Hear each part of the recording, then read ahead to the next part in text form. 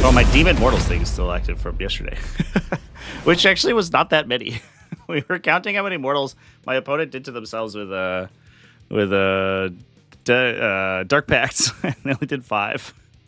But it's less than the 32 we had previously. What's up, everybody? We are not playing AdMech versus AdMech. I'm playing Demons, and my opponent is playing Tau. Doing a little bit of practice for Nova, some last-minute games. I was supposed to be live yesterday, and I do apologize. I think I got food poisoning this weekend. I went out with my housemate on Friday evening, and we both got kind of sick, and so that put me out for all of Sunday, which was unfortunate. I'm still a little queasy, so hopefully we'll get through this game. I don't think it'll be a problem, but we'll see. But if you are hanging out with me today, we should have a T5ST Invitational game in a couple hours this evening as well. I'm going to have to thread the needle between that and Best Armies in 40K, so it's going to be an interesting evening. But it's going to, yeah, that's, I will be live here and on YouTube, I think, a little bit later. So streaming for 100 years, Morty, is the view. List should be in the bot as well. Okay, cool. So, yeah, so I'm playing Demonic Incursion. So it's as long as I'm Holy Within Shadow of Chaos, which Be'lakor projects all the time for everyone, and all the other demons project for their own color. So like the Bloodthirsters do it for each other, and the Grid Unclean ones do it for each other. Then I get to 6-inch Deep Strike. And if I ever control the majority of objectives in a zone, so middle of the table or your deployment zone, then I will get Shadow in that area, or at least half the objectives. But in this case, that also means majority. So yeah, there's also no restrictions on it, so I can charge after it, and I can do it when I rapid ingress. So I do whatever I want, basically. It's not like the like data sheet ability 6-inch Deep Strikes, where usually they're locked to movement phase. It's not like that.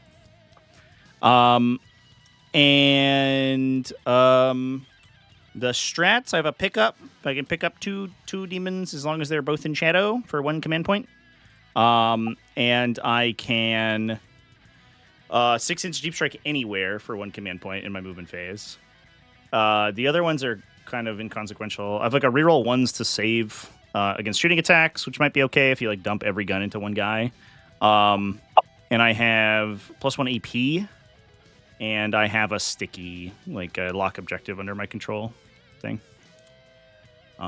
In either player's command phase, so I can do it in your command phase too before I pull off at the end of the turn, which is neat. Plus the Plague Bearers do that all the time. So all the big demons, I have all of the enhancements. So this is Ed. He has the Edless gift, which gives him a 4+ feel no pain. So he's really hard to kill. He makes something within 12 inches at the end of my movement phase, -1 toughness, and then he grants +1 toughness to all Nurgle demons. So Plague Bearers, Rodigus, and Bile Piper if they're within 6 inches of him. So he can make he is always T13, and he can make Rodigus T13 as well, and he can make the Plague Bearers T6. So that's pretty I'll write down his name. Plays a Field Pin. A 4. Yeah, it's in his tooltip. It's in his enhancement. Rodigus gives, so he halves, or he gives you -2 movement within 6 inches if you start a move, and he gives you -1 OC if you're within 6 inches, which gives you which can reduce you to 0. So if you're OC 1, you can't take objectives from him. As long as he's within 6 inches. So if he gets into his auras on the whole objective, you just have to kill him, basically, unless you're OC2 or higher. And then he can buff something in the fight phase within 24 inches invisible, and my Nurgle stuff gets +1 damage against it. So it works on the Great Unclean one, it works on him, works on the Plague Bearers. The Lord of Change is a big gun. He's a big gun. He has a bunch of stats on his tooltip. Those are all a lie. He has Trick 2. He's a Tzeentch demon. He's very tricksy. He's actually strength 12, his range 24 on his Bolt of Change, and his Rod of Sorcerer is actually range 18, strength 11, because he has a million baked-in bonuses to all of his weapon stats. I see. And then the timing's really weird on this. It usually doesn't matter, but during the shooting phase, he can choose to improve his Bolt of Change with either lethal hits, which I'll basically never choose, ignore cover, or sustained hits D3. The weird timing is that I can do it after I select my target. So I can choose you as a target, make you use your defensive strats, and then use my buff on myself. I have to do it before I roll any dice, though. I can't see if I roll 6s before I choose sustain or whatever. I only have one. -1 damage, 2 CP. Yeah. It's very rarely matters, but sometimes people would be like, I'll shoot a vehicle, and they'll be like, I'll smoke screen. I'm like, okay, well, I'll ignore cover, I guess. The Bloodthirster just hits really hard. He's Argath, the King of Blades, so he gets +2 strength and attacks. So his big swing is his overhand swing is strength 9. His 9 attacks is using strength 18. And then at the end of the fight phase, he punches something in engagement range for basically a super grenade. It's 8 dice mortal wounds on 4s. So it averages 4-ish mortal wounds usually. And then the Scarbrand's the other Bloodthirster. He's the character one. He advances and charges, but he importantly doesn't fly. So he has to go around stuff, which is sometimes funny, but because Korn broke his wings. But he has a passive aura +1 attack for all Korn demons, so that affects himself and the Bloodthirster.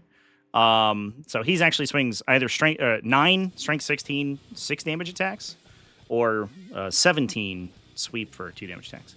And he can make the other Bloodthirster swing for like 10 big overhand attacks if he wants to.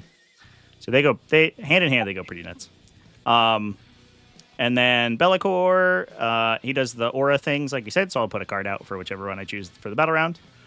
And then he has stealth, and he has the Shadow of Chaos thing. That's about what's going on. The other effects for Shadow of Chaos, by the way, are if you're within it, you get -1 to battle shock checks, and you take D3 mortals. If you fail, and if I'm within it, I get +1 to battle shock checks, and I heal D3 wounds if I succeed. So sometimes if you have piranhas, you can actually heal me by doing your drive-by thing. Do I have to? No, I don't think so. Yeah, if it's targeted, almost certainly you don't. You select one enemy unit. Oh, it doesn't say it's optional. It's a little bit weird. Enemy unit 12. Okay. Just not go in the 12, I guess. Yeah, and then there's some Plague Bearers. They just have OBSEC on their OC2. They get +1 to charge because they have an instrument. So if I 6-inch deep strike them, they can make 5-inch charges out of deep strike, which is pretty sweet. Just to steal objectives. They don't really do any damage, but they're kind of annoying to kill because they're T5 with 2 wounds. So like they'll stick around for a turn sometimes.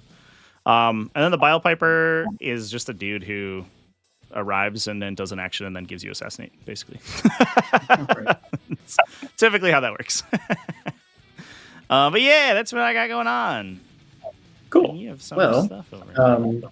How familiar are you with my data sheets? Do you want me to go over? I'm pretty familiar. I think I know everything, just about. Right. Well, you have the star sights, which are like +1 AP against infantry. Okay. Yes, against non-monsters, non-vehicles. Extremely useful in this matchup. Like, very good. Very, very +1 AP against my dudes that armor save. Let's go. They also have the Enforcer Commander, which is Armor of Contempt at range. Okay, cool. Yeah, do you have like a... Okay. Oh, he's got he's got the extra stuff, yeah. Cool. Yeah, extra battle round. So up until battle round 4, they can assault. And they're flamers and a twin-linked gun? Oh, no, they just have gun drones. 10 they're flamers. all flamers. Okay. Yeah, this unit is 10 flamers and Whoosh. Gun drones. Whoosh. Sweet. And then... you asked me? Oh, I was just... Yeah, I do have like basically every greater demon has a random, like, kind of relevant gun. So, like, armor contempt stuff is really good. Because everyone's got a flamer. Be'lakor and the Lord of Change cast a big spell, and everyone else has a flamer of varying effectiveness. Be'lakor or Scarbrand and Radagast's flamers are sick, and everyone else's is just kind of nice. And then Rampager. 2d6, wow. AP2, that's crazy. Yeah, Radagast 2d6, so AP2 devastating. Okay. Also, apparently it's strength 7, strength 8. I think I've been playing it at strength 7 for the last forever. I think that changed very recently, and I've just forgotten. Yeah, it did go up to strength 8. It's cracked. What a time. All right. And then Riptide with the Ion Cannon, I assume? No, big Ion Cannon. Yeah, pretty much. Ghost Kills, Ion Rakers. Yeah. Both Hammerheads have ion weapons, so it's all ion weapons. We're getting all those lethals. Look at all damn lethals. The Piranhas both have... They don't have melta guns. They have burst cannons. Interesting. Okay. And this is a fire strike team, not a breacher team. And 2 Pathfinders. This one's yellow scribed wrong. The models are fucked, so the red ones are the ones with the ion rifles. Okay. I got you. This one's fine. They actually have pulse carbines. Oh yeah, just gave them all rifles for some reason. Yeah. Classic. The recon. This unit can infiltrate, Mm-hmm. and this unit has -2 to charge. Ooh, that's pretty big. And then the other enhancement is on the ethereal. He can grant 2 units Scout 6 if they're deployed within 6 of them, and I declare it before any scout moves are made. Yep. So basically, at the start of the scout, Yep. the scouting. Sweet. And then you have scouts on the piranhas, obviously, and like all the crude stuff. And piranhas, Kroots, Pathfinders, and then infiltrate on the Ghost Keels, 2 stealth suits. Yeah. And everything that can fall back and shoot are all the battle suits, except for the broadside, and all my vehicles fly, except for the broadside. Okay, cool. Oh, and the missile pods. Yeah. And the ignore hit modifiers. Sweet. And the strike team, they get their little like support turret, right? But they don't have guardian drones, yeah. They do. They have do. -1. Oh, okay, cool. And they have their role isn't really relevant to you. They suppress infantry. No, my plague bearers. No. Even in melee, which is nice. Yeah, for sure. Yeah, most suppression stuff does that. Cool. All right, sounds good. Don't work in melee. That's why it's surprising. Which one? Most Tau rules do not work in melee. Oh, sure, yeah. Although it feels like it should protect you against melee, right? I feel like that's Yeah, because like their armor of contempt only works in range. yeah, of course. Guardian And the drone. same with the guardian It's drones, in right? range. Yeah. Wound with guns. Sweet. Should we roll to deploy first? Uh-huh. I have a 4. Got a 4. So roll again. Okay. I have a 1. Got a 5. Okay. And you have no infiltrate, right? No infiltrate whatsoever. Then I will let you go first, and I will put my battle formations. Okay. I will.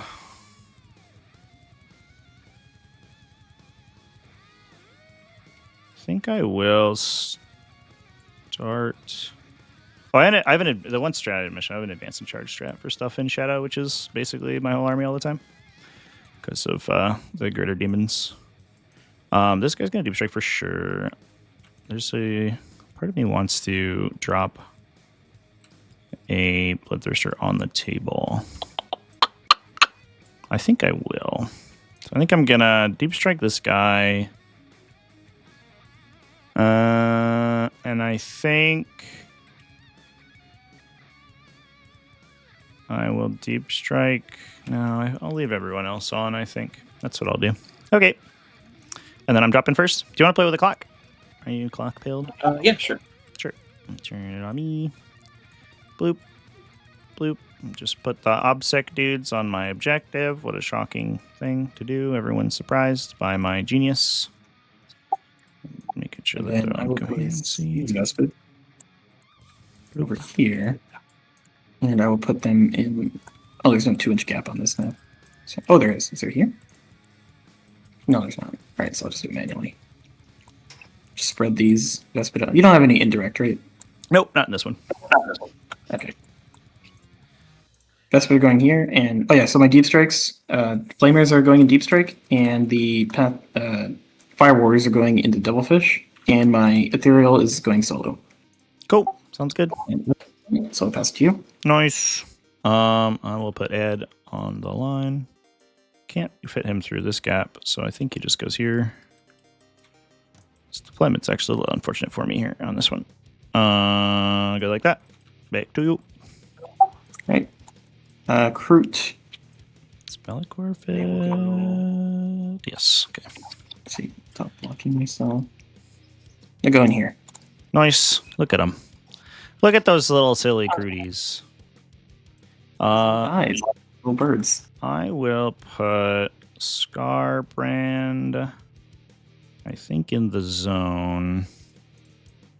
Right here, where he can run through the gap and not touch the terrain. Okay. This Riptide is going right here, behind the footprint. Sweet. I have trouble seeing footprints of the terrains on this map. It like blends in. Interesting.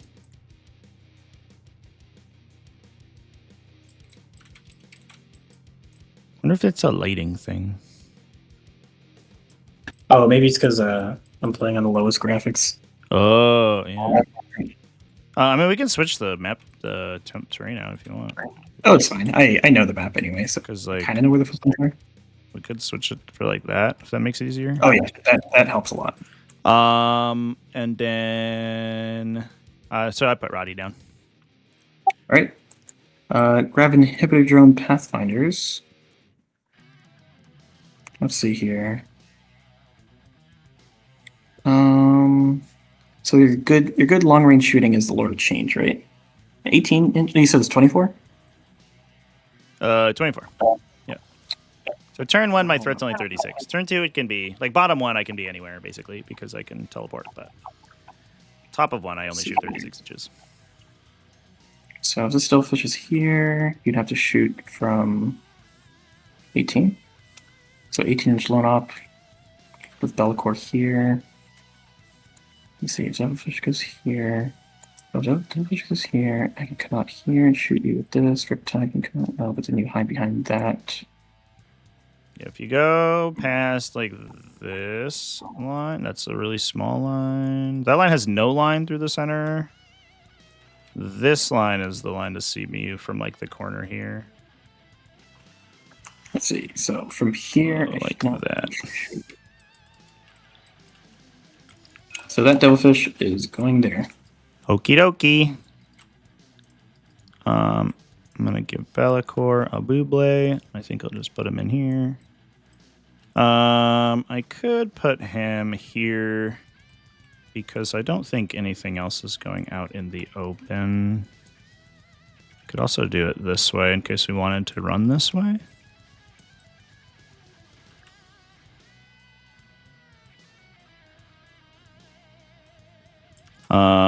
And then he could move 4 and 8 to go there if I wanted to. Yeah, this is the safest. This gives me more flexibility.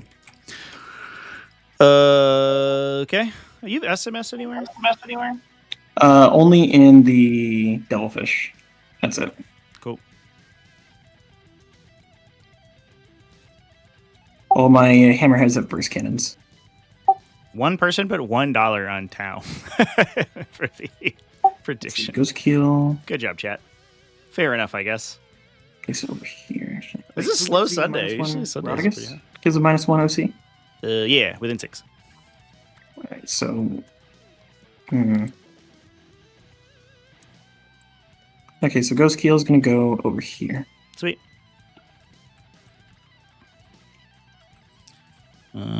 And I just have the Lord of Change to go. I don't really have a lot I want to do with him. I think I might just go here. Then I can shoot this line. If I want it to be here to see this line. Oh, you're going to take that with a Ghost Keel, and I'm not going to be able to do anything about it anyway. I'll do it anyway because I think it gives me the best opportunity to control things a little bit. But I don't want to be done. I don't want to be seen around this corner, basically. So I think I'm good there. Yeah, it should be okay. Maybe a little bit over.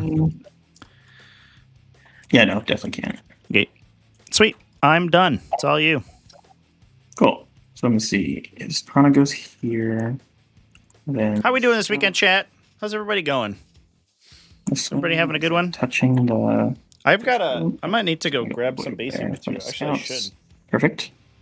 To finish some Plague Bears I'm working on. And then... I should do it right now. Brutox. Oh, 1 sec. Get some fat ass. To go here. What I want them to do. I did it. Not really that good in this matchup. So... I'm making bases for my Plague Bearers. I made a custom Sloppity Bile Piper. 7. He has a little cape made out of one of the banners from the... You have to shoot him from... the Plague Bearer squad, which I kind of like. No, shoot you. He looks just as silly as the model should. This Hammerhead. And he has a bell and a little pipe. Let's see if it's here. Come on, shoot this one. Okay. Which should be fun. One Hammerhead going there. And I also I think I'm supposed to get my Rodriguez today. Let's see if it goes here. Goes here, can go this way. I'm gonna make sure that I track him. All right, another hammerhead is going here. Oh, got delayed through. Got delayed through tomorrow. All right, and then broadside. Broadside we go here. Stealth suits. One is going in this building. And let's see. So how fast does Scarbrand move? 10? He's 10 and he advances and charges all the time. So it could be 16 if he gets spicy. He doesn't advance and shoot awkwardly though, so he doesn't get his flamer if he does that. Which is relevant. And then stealth suits over here. I'm coming this way. Just pivot. There you go. Other ghost keel is coming this way. A little closer over here.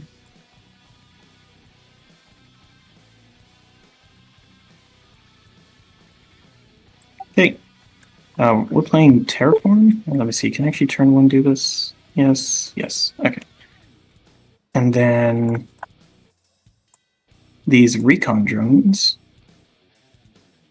Let's see. They go to here. Fall back behind the footprint.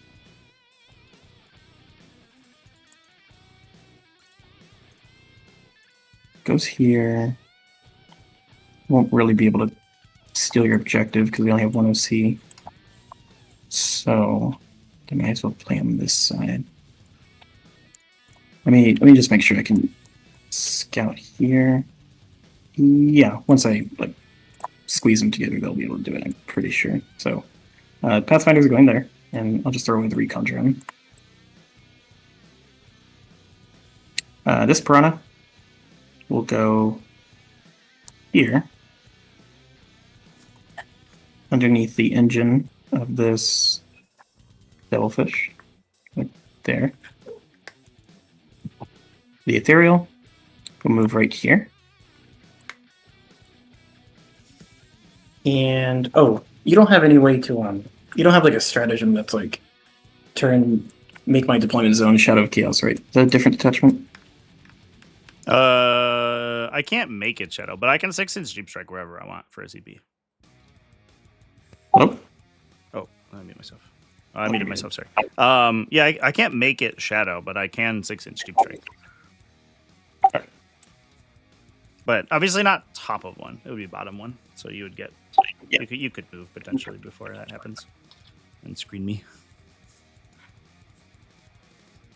Right. Pathfinders with grab inhib are going right here. And that is my deployment. Okay. Cool. We are doing the big roll. Boop. I got a 3. I got a 6. I think that's you. All right, so for scouting, I will give scout to this devilfish and this broadside. Cool. Bellicor is gonna wreath my guys in shadow, so please don't shoot me. Okay. Please, sir, don't shoot me. Pathfinders will scout upward. Here, is there anything in this building? Nope. And then Piranha, scout 9.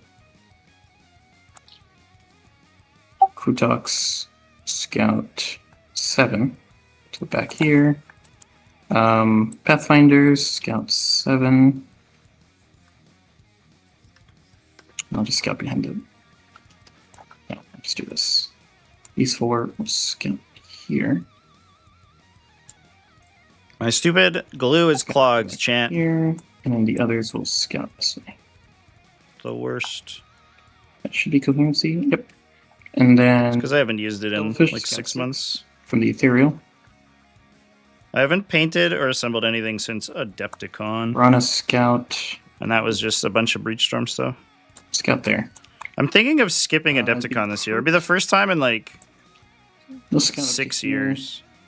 But our experience last year was so bad, and it was so time-consuming. Scout 6. And it's the most demoralizing thing. I think it's kind of like fucked us Ghost for the Kill. whole year because our Adepticon was so bad. We ended up losing a bunch of money on it, which is not really something that's like sustainable. And that is all my scouts. Okay, cool. Good luck and stuff. Give you a little handshake. Yeah. Good luck. Good luck. Good luck. All right, so sort of started. Get her done. I only get one objective. No, you get two. I only pulled out one. Oh, it must be this specific map. All right, sabotage and defend. Oh, you can't have defend turn 1s. Yeah, we'll reshuffle. Display of might. Can't have either. Hey, we found it. Hey, got all those actions out early. That's nice.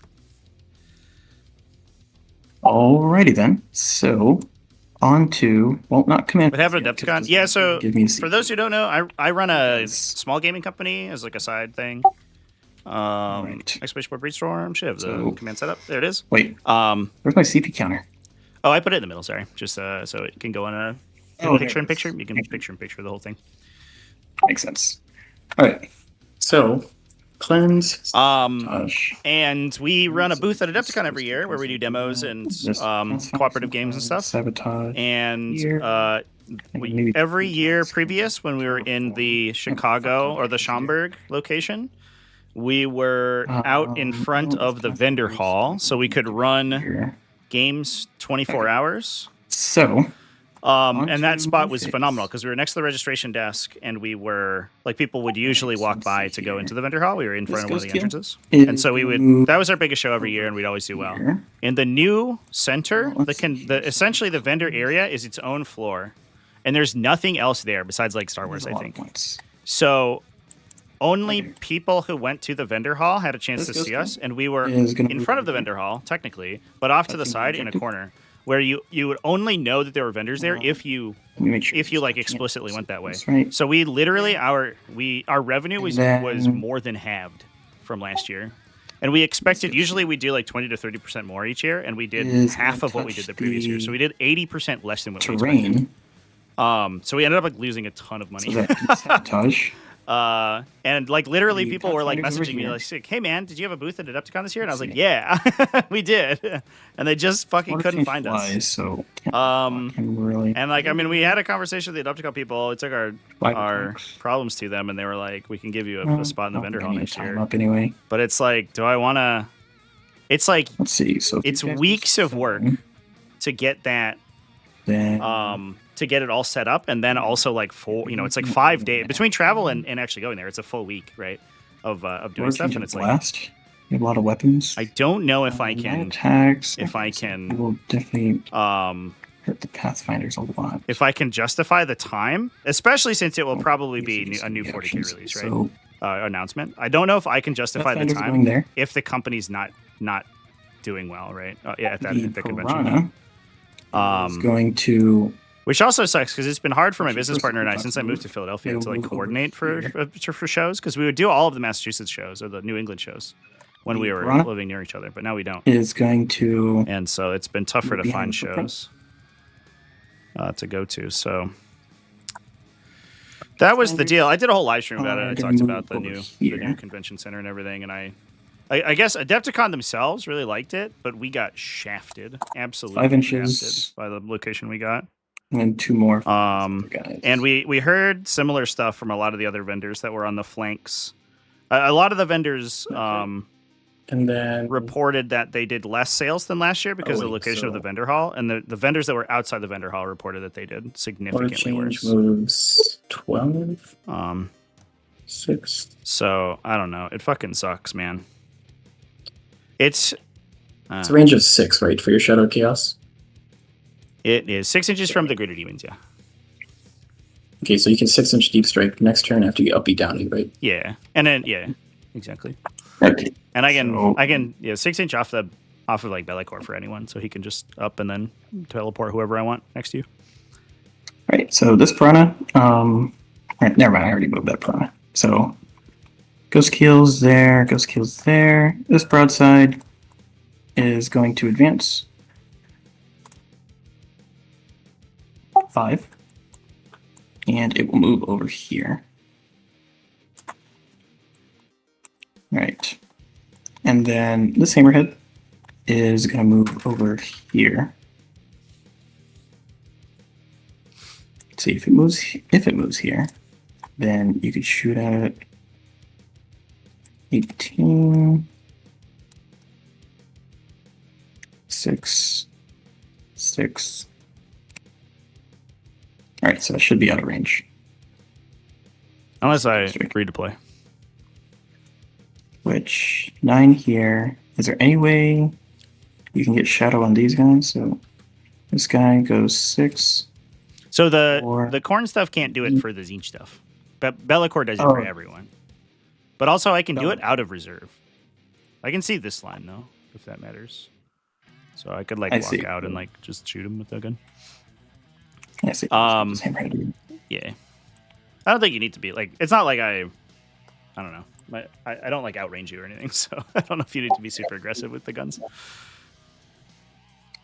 right, so this hammerhead is going to come. If you give me a shot on a hammerhead, though, I might take it just to try. Yeah. Right. So let's see. Pathfinder's going there. This piranha's going there. Group. Oh, this is sticky. So yeah, you feel craft that.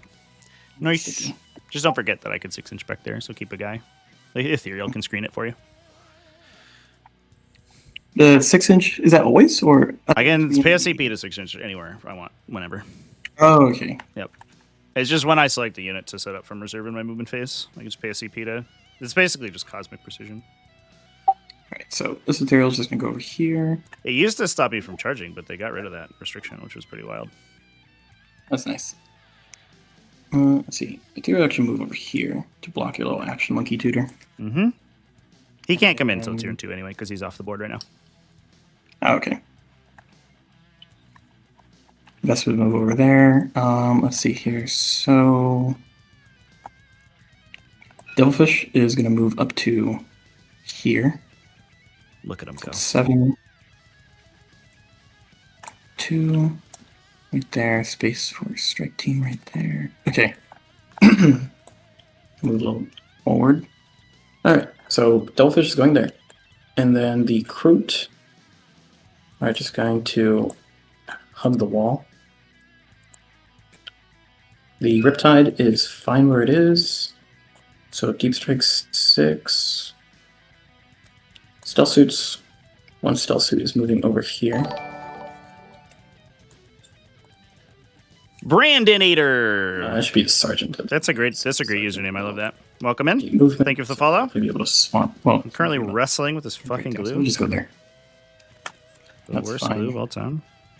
These Stealth Suits are fine where they are. Let's see, Hammerhead is fine. Also, worst salad plays. Piranha is going to move right here behind the footprint.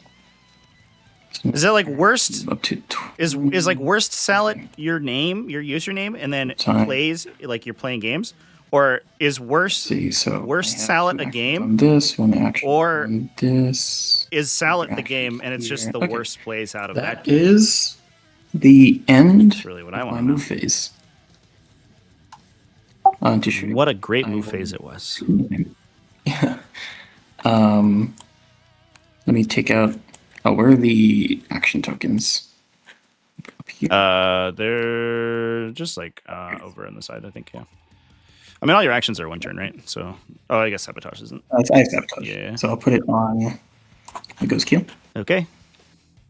Cool. This Ghost Keel is going to sabotage. Love it. This Ghost Keel is going to cleanse. Love it. Pathfinders cleanse, and these Pathfinders will terraform. Cool. So this one is terraformed. What should we do to do terraform? You want to just put a flag on it? Yeah, that's what I'm trying to figure out. Yeah, there's just flags like next to your thing if you want, like over here. Okay. Where are the flags? With your dice stuff. I'll use a blue bag. Worst salad that plays games? That nice. is Is worst salad like a salad made out of sausages? All right. Because that sounds. I could use the worst That salad means right now. at the end, I will get sabotage is ongoing, and cleanse is 5. Delicious. Look at all that money.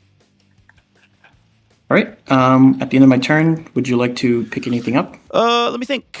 So I could, if I can't interact with this ghost keel very well. I could shoot him, but I'm not going to kill him reliably with just one friend. So it's kind of whatever. So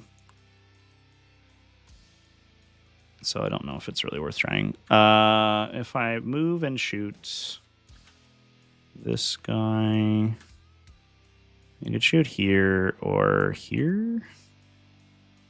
I don't even know if I one-shot them. That does sort of restrict the LOS back.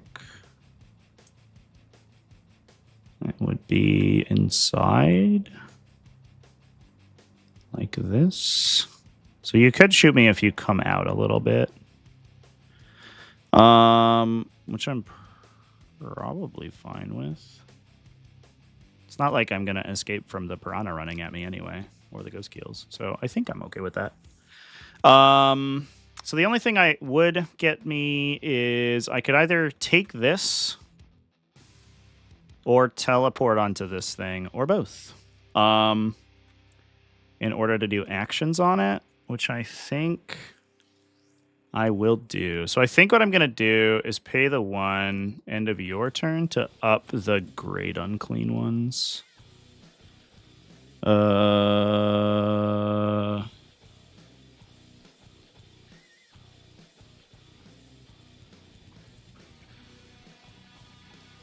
Because I can't run to the objectives or I can't walk to these objectives on this point. Yeah, I will. I think I'm just gonna up the great unclean ones. Okay. Cool. Then we go to my turn. There we go. I'll draw 2 cards. 1, 2. Tempting target, secure. What is tempting? One in the corner, probably? I will tempt. I'll tempt this one. Okay. That makes sense. Yeah, it will. All right. And then secure, we could get, if we push mid really hard, we could get double on it, which I might just do. Okay, let's see what we want to do. I'm not super invested in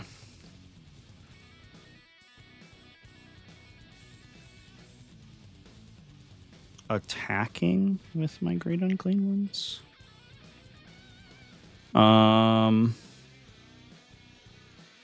So I will take this line with the Lord of Change, where I just see the edge of that dude, basically. Right. Bloop. I could run Scarbrand down mid, but then he'll just die immediately, so that seems bad. I'm going to advance Bellicor, because I'm not going to shoot with him, so who cares? Advance. 2. Oh, I didn't use the right dice, that's why I didn't roll very well. So I go 14. If I save where he is, 14, save position. If I go 14, I go 9 and 5. I could go here and then just be in the middle of the entire army and then die. That seems bad, so I'm not going to do that. So I think I'm going to go this way. 3, 6, and 8. Can go like here.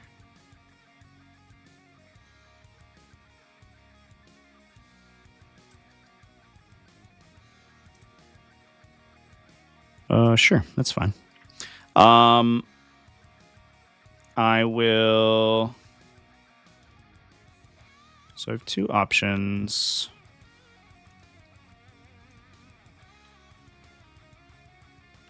I really want to drop a Guo here.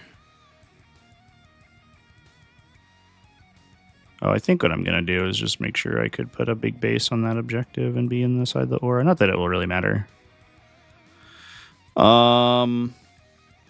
So I think what I'll do... Let me move the rest of my team first. I'll do this correctly. I'll advance Scarbrand and see what he gets. We have a red die for Corn. So he goes 14. Can I get him anywhere cool? I will run him into the middle if I can get somewhere sweet. Moves 4. There's 7. So that's 11, and I have 3 more inches, which can get inside this thing, which I will do. That seems okay. This obsects for me. Thanks to the Plague Bearers. You do have deep strikes, but you don't have any close deep strikes, right? You're just regular deep strikes. Yeah, just 9 inch. The Plague Bearers will advance 5 inches. I guess we're like a little bit worried about you flamethrowing me, but only a little bit. I will run them into 6 inches of Bellicor so that we can not get indirect fired. And then do something like this, I think. And just pull them off the objective so that they're not worth O-Force. Seems good. Okay. And then we will drop the big boys. I'll put Rodriguez here. I think I'll put him so that his aura's on the whole objective in case that matters. And then I think I pay my 1 and I put add mid just right here.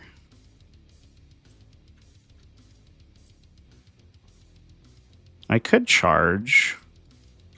If I go like 6 and then charge, I maybe kill a Ghost Keel, but probably not because he'll stealth run me. So I think what I do is I just vibe and I terraform it. Did I terraform? I'm gonna get a CP off tempting target. I'll get secure, and then I'll shoot this gun over here. I'll overcharge my big gun. Oh, it is just big gun. So I'm super not gonna kill them. Whatever, it's fine. I'll choose sustain, and then if that's the case, bloop. Those go away. These come back. Yay. And then no modifiers here, right? So these are just on 2s. Yeah, no modifiers. 9 AP2. You are in cover, though. So you'll be on 5s, I guess? AP? Oh, it was 2. All right, so saving on 5s. So 2 saves. Yep. So 7 will die. Yep. Cool. Take on. I explode. 1, 2, 3, 4, 5, 6, 7. Wait, how many died? I do. Yes. 7. There should be 3 left. I do take my hazardous, unfortunately. Okay. So action, and then we call that a day. So I'll ditch tempting for a command point. Give me that back, and I'll get 5 points for secure. And you'll get your sabotage. And at the end, you try to get vested. And then you pick up the vested. Yep, makes sense to me. Cool. So. Oh, you have the little flags. I'll use little flags too. There you go. Do I get... Wait, let's see. What do I get? Recover assets and display of might. Cool. Nice. All right. That is 3 points, 4 points. Can I drop Vespers? Oh, I guess in case it matters, I'll give somebody Bodice Toughness for this critical. I'll give it to the... I don't know. It literally doesn't change the math or anything, I don't think. I guess I don't know. It doesn't matter. Yeah. I'll just do this guy in front of me. In case it changes something. I don't think it does. Anyway, do your thing. All right, so okay, so this is a guy with the -1 OC. So yeah, he's got the -1 OC thing, but you are OC too, so you can take it from him with the strike team if you want. If you would like to put a bunch of people in. Yes. All right, so do I on a 4? I do not get a CP. Had the pleasure of playing against in a GT 2 years ago when Demons were still cooked, and it was 12-inch lone operative. It's never been 12-inch lone operative, so I don't know let me actually see if that was right. I think your opponent might have been cheating. That ability's never been changed. I'll drop you for display. All right. Demons were cooked in 9th edition. They've always been kind of mid. Oh, Battle Shock. Yeah, -1 because I have Shadow in the middle right now. Uh-oh. They are Battle Shocked. Do you explode? Yes. Goodbye. 3 mortal wounds. All right, dead. Let's go. My army rule. It's done. It did a thing. So let's see. The cover assets. Okay, so I can easily get here. Yeah, if you want to drop in the back, you can just run over there. So for movement, this devilfish is going to move over here. Wow. And then it will disembark at the strike team. Drop off the boys. And you have 5 OC, so I have 6 5. guys. Yeah. Yeah, the Devilfish will be 1. So That's true. to contest, you would need 5, or you would need 4, I guess. I wonder if that's worth overwashing. They are -1 to wound, right? So I'd wound on 3s, and I'd have to kill 7, which is really tough. That doesn't seem very likely. But also, it's maybe worth, because if you can only contest, then you can't do actions over here, and then that's a big deal. So I will try it. I think it's worth the attempt. I'm gonna regret this later after I don't have an ECP to do anything cool. 9 shots is a good start. On 3s, 6s are dev. Ooh, okay. 4 just die, and then 4 saves, AP2. Hey, How many died? 8, I guess. Alright, so 1. Because you're a 4+ base, so you save on 6s, right? Oh, that was really lucky, actually. That was crazy. Okay. Rodigus, calm down. It's actually not the first time he's done that. Kroot, there's no way Kroot can get there. This guy, if I auto. What a shot, Rodigus. Hot damn. That is. I'm trying to think. If I advance over here. So Devilfish. Might misremember. And this is OC. Oh, it was Niklaus Friesen? Yeah, he's really good. 3, 4. Nope, can't take it. All right. He's really good. So this goes kill.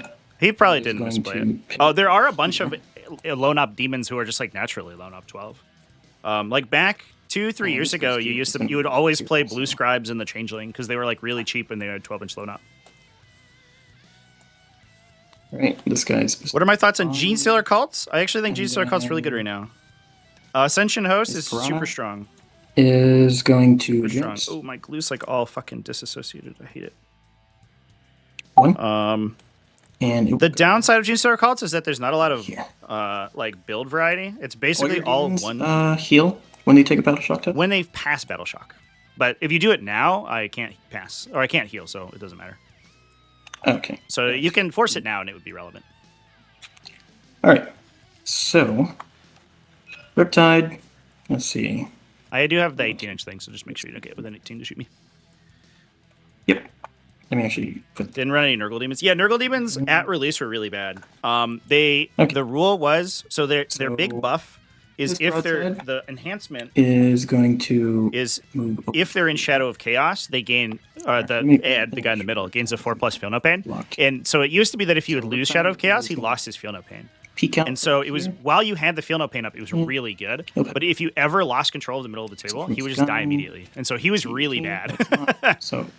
He was only good at, he was like a win more button. Like if you're already winning the game, he would kill you. But then they changed it like a year or 2 after release so that all greater demons were always in Shadow of Chaos all the time. So anytime you put an enhancement on them, it was automatically full power. And at that point, demons got because suddenly all their enhancements worked all the time. Which is what the version we're playing right now. But then obviously this past year they got another update because they didn't get a codex, so they got like an index update where they powered up every single data sheet in the faction and then gave them a bunch of extra detachments so that they felt like a codex, which was good. It's actually it's my favorite implementation of any faction in 40k, I think, because they've always they've constantly drip fed releases for them, so it's never felt like demons have been like stale. But then also it will move over here. It did a lot to. What are my objectives again? It was display and recover. Okay. What am I trying to say? It did a lot to. I have no idea what I'm trying to say, chat. I'm cooked. Wish Guard never got their codex. It's just bad. Devilfish. It's not too bad, right? Like at least there's 2-ish detachments that are still played. Kroot Carnivore. Well, the thing, I guess to round out my thought, the thing I like about the Demon Codex is that it feels as powerful as a codex with as much build variety, but it's available for free and it's updated periodically. And I think the Demon's Codex is the template for how all codexes should work. Let me just double check. Even if you put them behind a paywall. Paywall, whatever. I don't. Yes. I could take or leave a paywall. But the problem is right now that everything's so for screening. So based around the printed material that forward. This is screening. Loses all of the This hammerhead. The flexibility of the non-printed stuff. All right, this piranha is It's the going to move. messiest basing job I've ever done. Just disgusting. Recon, you're not fast enough for? Well, yeah, Recon, Hammer of the Emperor, and Combined Arms I'll see play. 6 It's too bad that they hyper nerfed Bridgehead Strike because, like, stealth suits I think that was an interesting detachment. And then this hammerhead. If it is here, then I can. But I don't know. Guard feels like pretty flexible. You can play infantry heavy, you can play vehicle heavy, or you can play mixed, which is like the platonic ideal of how a guard army should be. This way. Pivot.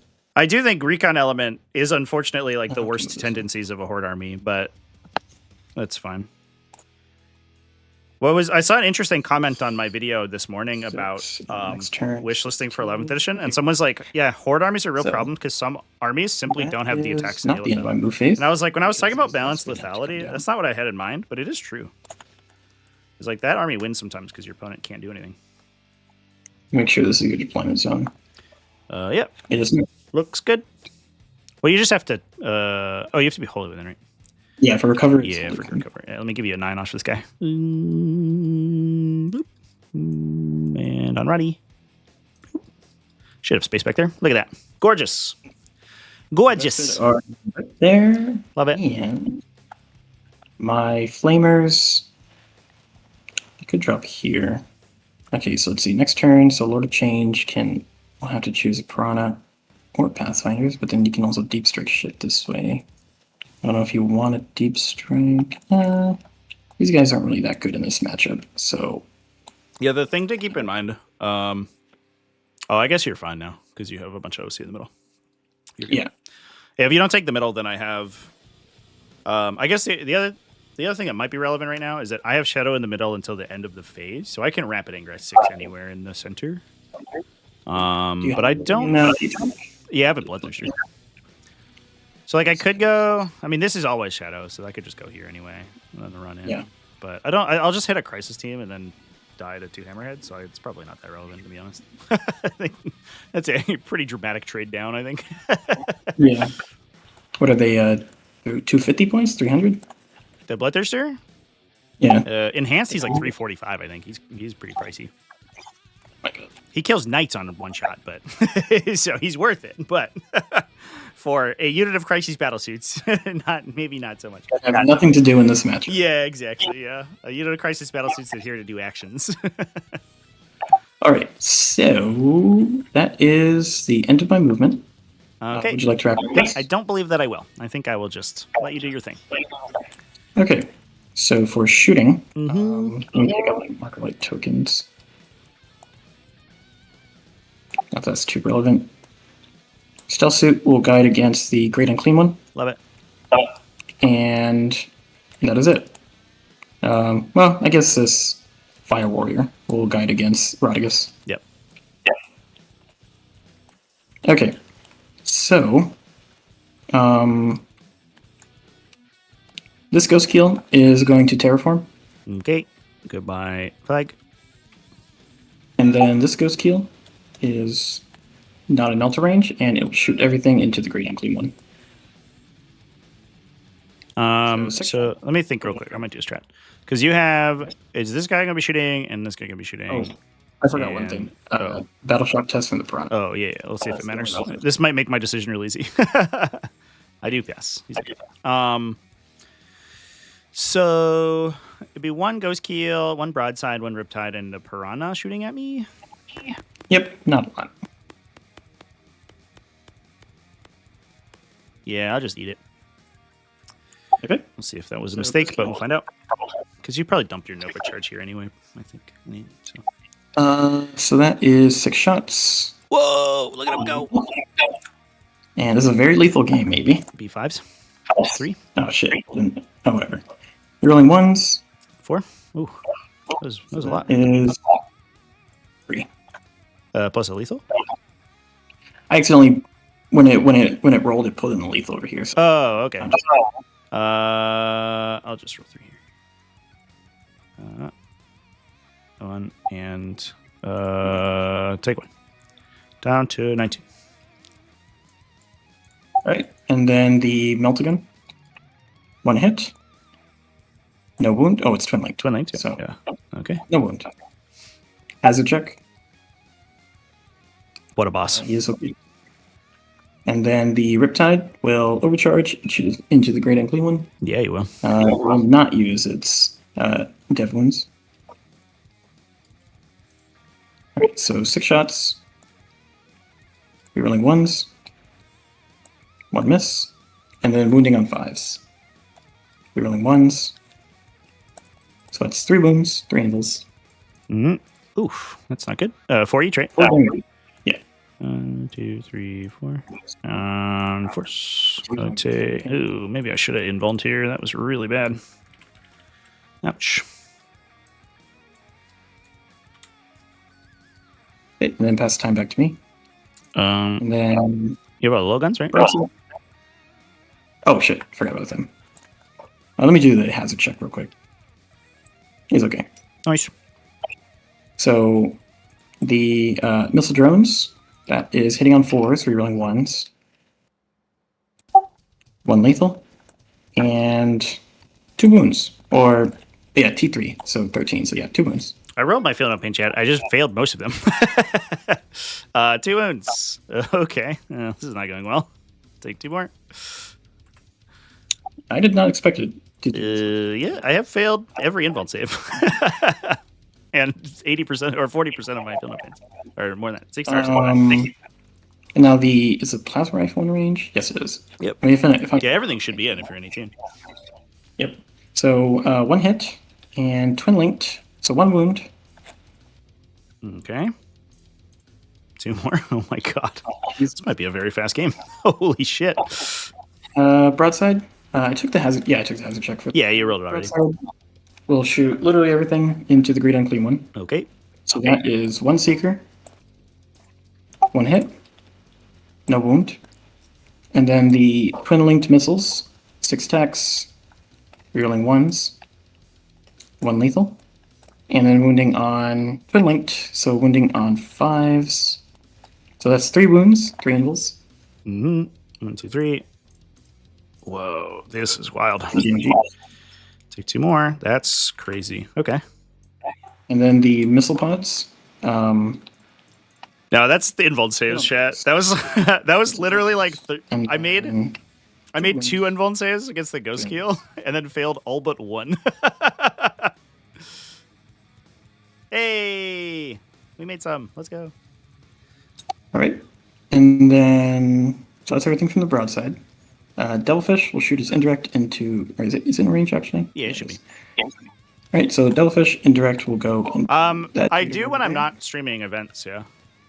I normally stream on Sundays. The problem is all month I've been at tournaments. Just 1 for 1 damage, right? Yeah. He's okay. All right. And then I believe that is... Oh, there's Prana. Prana will shoot everything into the Great Unclean One. Okay. So 2 Seekers. 1 lethal. And... I'm really close to killing him. I will use a command point. And we'll see if you reroll this. So 2 wounds. First one. Good. Second one. Good. Nice. The saves are coming back. And then the Accelerated Burst Cannon. Rerolling 1s. And then wounding on... Should be 6s here, right? Yeah. Really ones? 1s. Okay. Nothing.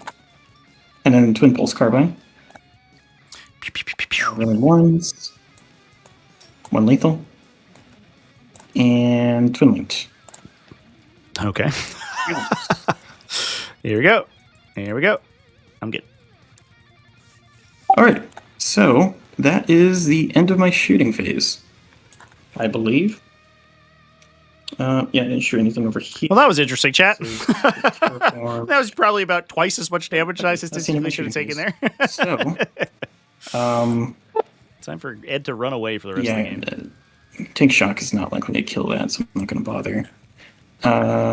Alright, so at the end of my turn, what are my objectives? Display of Might, recover... Oh, do you mind if I declare who would have recovered assets? Yeah, of course. Standing. Right, so Vespid will recover assets, Krutox will recover assets, and Ethereal will recover assets. Sweet. Okay, and Display of Might, pretty sure I have that. Yep. Yep. Because you have 1, 2, 3, 4, 5, 6, 7, and I have like 4. Oh, 8, 9. You have 9. You like double me. Yeah. Display and 5 for that, and I forgot to put my primary, so that should be 8. Mm-hmm. And then at the end of the turn, I get 2 from Terraform, and you get 1. That's true. And that is. I'll discard those. And would you like to pick anything up? I don't think so. Yeah, I think we're just vibing here.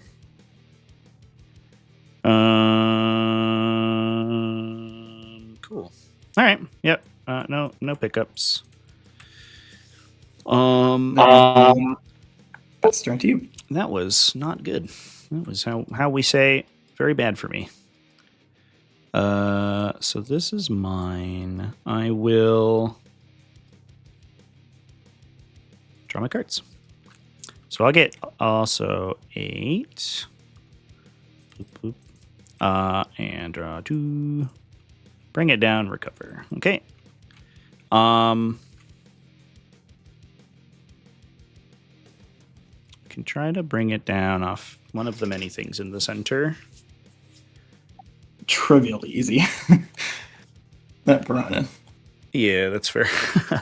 There's a little piranha. He's just waiting for it. So Rodigus is gonna wander up over here. Where's 12 from this guy? It's right there. So if he goes here, you can't reduce my charge with these guys, right? That's a Kayon thing. Yeah, it's Kayon. Okay. Okay. I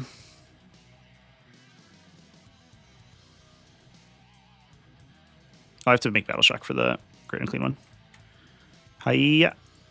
He succeeds. He heals for 3. All right. Well, that's nice. At least we're unbracketed again.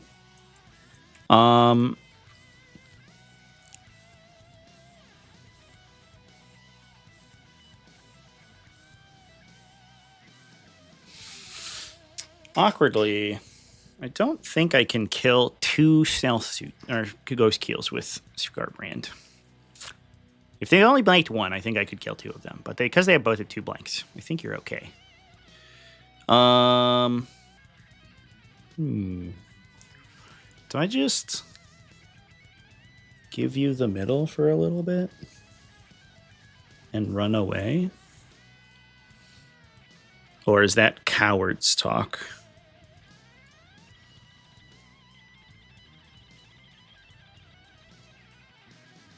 Because we can clear this out.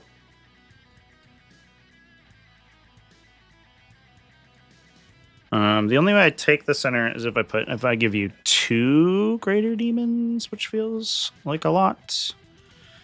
But if you don't shoot me next round, then your lethal hits expire, and then we can run in, and you would just get the terraform for another turn, and 12 on primary, so you'd get like 7 more points.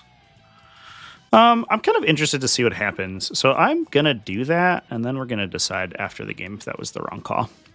I think if Ed was still like kicking at full power, I would just run in. But my intuition was a lot of is damage. Especially good since I'm playing Montka. Yeah. Intuition. I don't have a lot of high toughness weapons in this. I'm really banking on lethal. For sure. So what I will do is I'm gonna what do I need to get Ed around the corner here? A 2-inch advance. So I have to clear the space for him before he runs over. Let me just save where he is and see where he has to move. He has to move here. So I basically need to clear out to like where Rodigus' aura is. So Scarbrand will go here.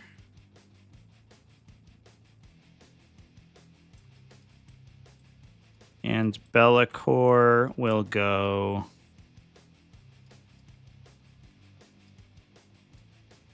over here.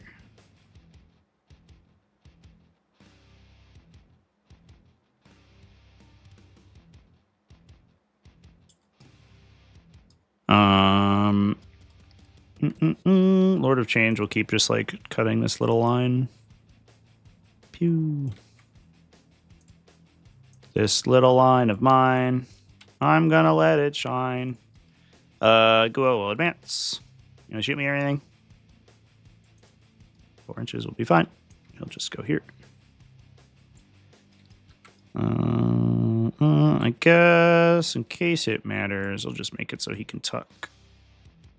Yeah, that's fine.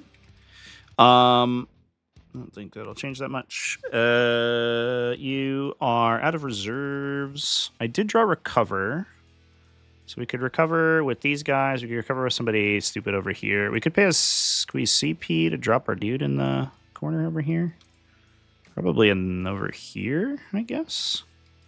If we wanted to get the big recover, but then you just kill him for free. And then he's dead. And it makes me sad. So I'll probably save him and just get the small recover. Okay. And then we'll call that... I'll move my Plague Bearers, I guess. Assuming we kill these guys, which I guess is kind of a bold assumption. So I really wanted to do it with Bellicor. And then we just recover with Scarbrand. Where would Bellicor have to stand? He would have to be here, which means he couldn't get Rodriguez in his aura. Yeah, that seems bad. That seems bad. I'm not going to do that. I'm just going to see what Rodriguez does, and then we'll find out from there. And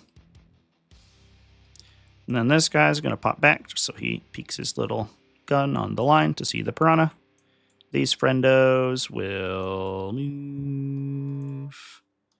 Can you auto 6? Advance? Advance. So you could go 20 if this guy lives. Okay, so I'll put a couple of dudes on the objective just to make sure you don't take it. And otherwise, they'll just move forward. Am I worried about 18? I kind of am. So I'll keep them out of line of sight for now. Bloop, bloop, bloop, bloop. And the commander over there is... He's just like enforcer, right? So he's not a fast boy. Nope, he's slow. He's slow boy. Nice. Put you back there. Okay. Then we do pew pew guns. I'm not gonna bring up Bloodthirster in. We'll save him. Pew pew guns. I will drop the toughness. It literally doesn't matter of the devilfish, I guess. I don't think that changes anything, but it makes me feel better about myself. Scarbrand will flamer these guys. Boop. Okay. Good start. 6 shots on 3s because of your -1 thing. 9 or 6, 5 AP1, sorry. 6. 5, just 5. No, just 5. It was like picking up one from the side. Oh, I see. Got him. I'll go. Sweet. So there is dead. Let's go. Okay. Rodriguez will flamer these guys. Can he repeat his performance from last turn? Let's find out after these messages. 7 is fine. On 2s. That is 6 AP2 ignore cover. All right. 6 AP2, so 3, 4, 5s. 3 and 5s. Got him. 1 save. Damage? Just 1. You have a 2 guy? This is over here. Into this thing. Oh, okay, so yeah, they're dead. Nice. Yeah, so Devilfish should be full. Bellicor's going to do an action, so we're not going to do anything with him. And then we're going to shoot this Lord of Change at the Piranha. I think I will overcharge my gun. I think I'm supposed to choose ignore cover here. I have 2 CP. Do we draft?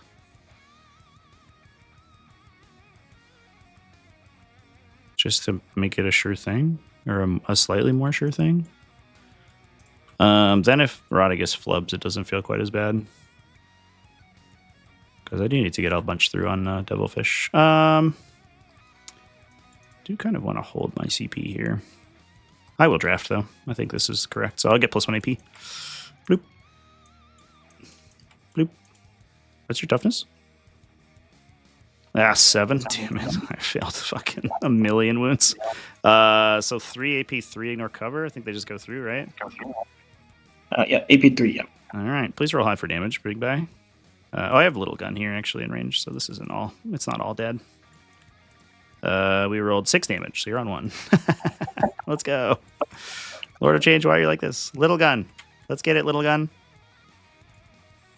This one. This one's on 3s. 3 AP2. Right, 1 goes through. Oh, okay. Are you going to cover? I do not with this one. He does anyway. Okay. So Piranha, Deadly Cool. Demise. Good thing I drafted. That was tough. Did I explode myself? No, not the second time in a row. Cool. And then we will go with Rodigus. We'll charge this Devilfish. To battle. You go 5 inches. I think we'll just go here. That seems fine. Underneath your thing. Okay. And I'll give myself +1 damage against you, and then I'll swing a bunch of times. I should put Scarbrand on that objective, but I didn't think about it. This is 7 attacks, I want to say. It is 7 attacks. Strength and AP3 be 4 damage now with lethal hits. So 7 attacks on 3s, or on 2s. Come on. TTS, let me do my thing. 7 on 2s. Okay, and then on 3s. Okay, so wanting. Oh no, there's no special things here. So just 3 AP3.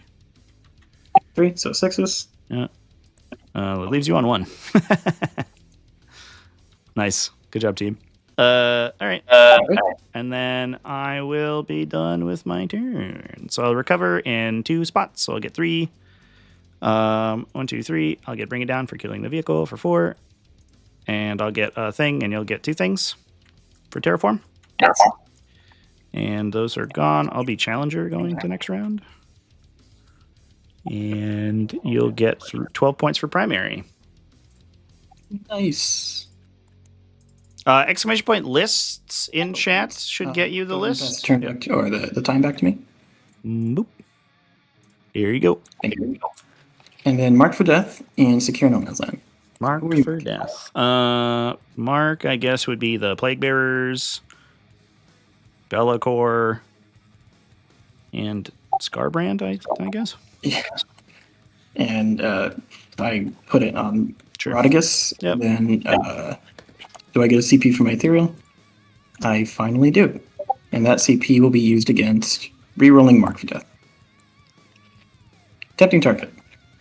I guess the one that I'm on. The one that you don't already have. Nice. All right. So, Devilfish, Battle Shock test, -1. Goodbye. Does it demise?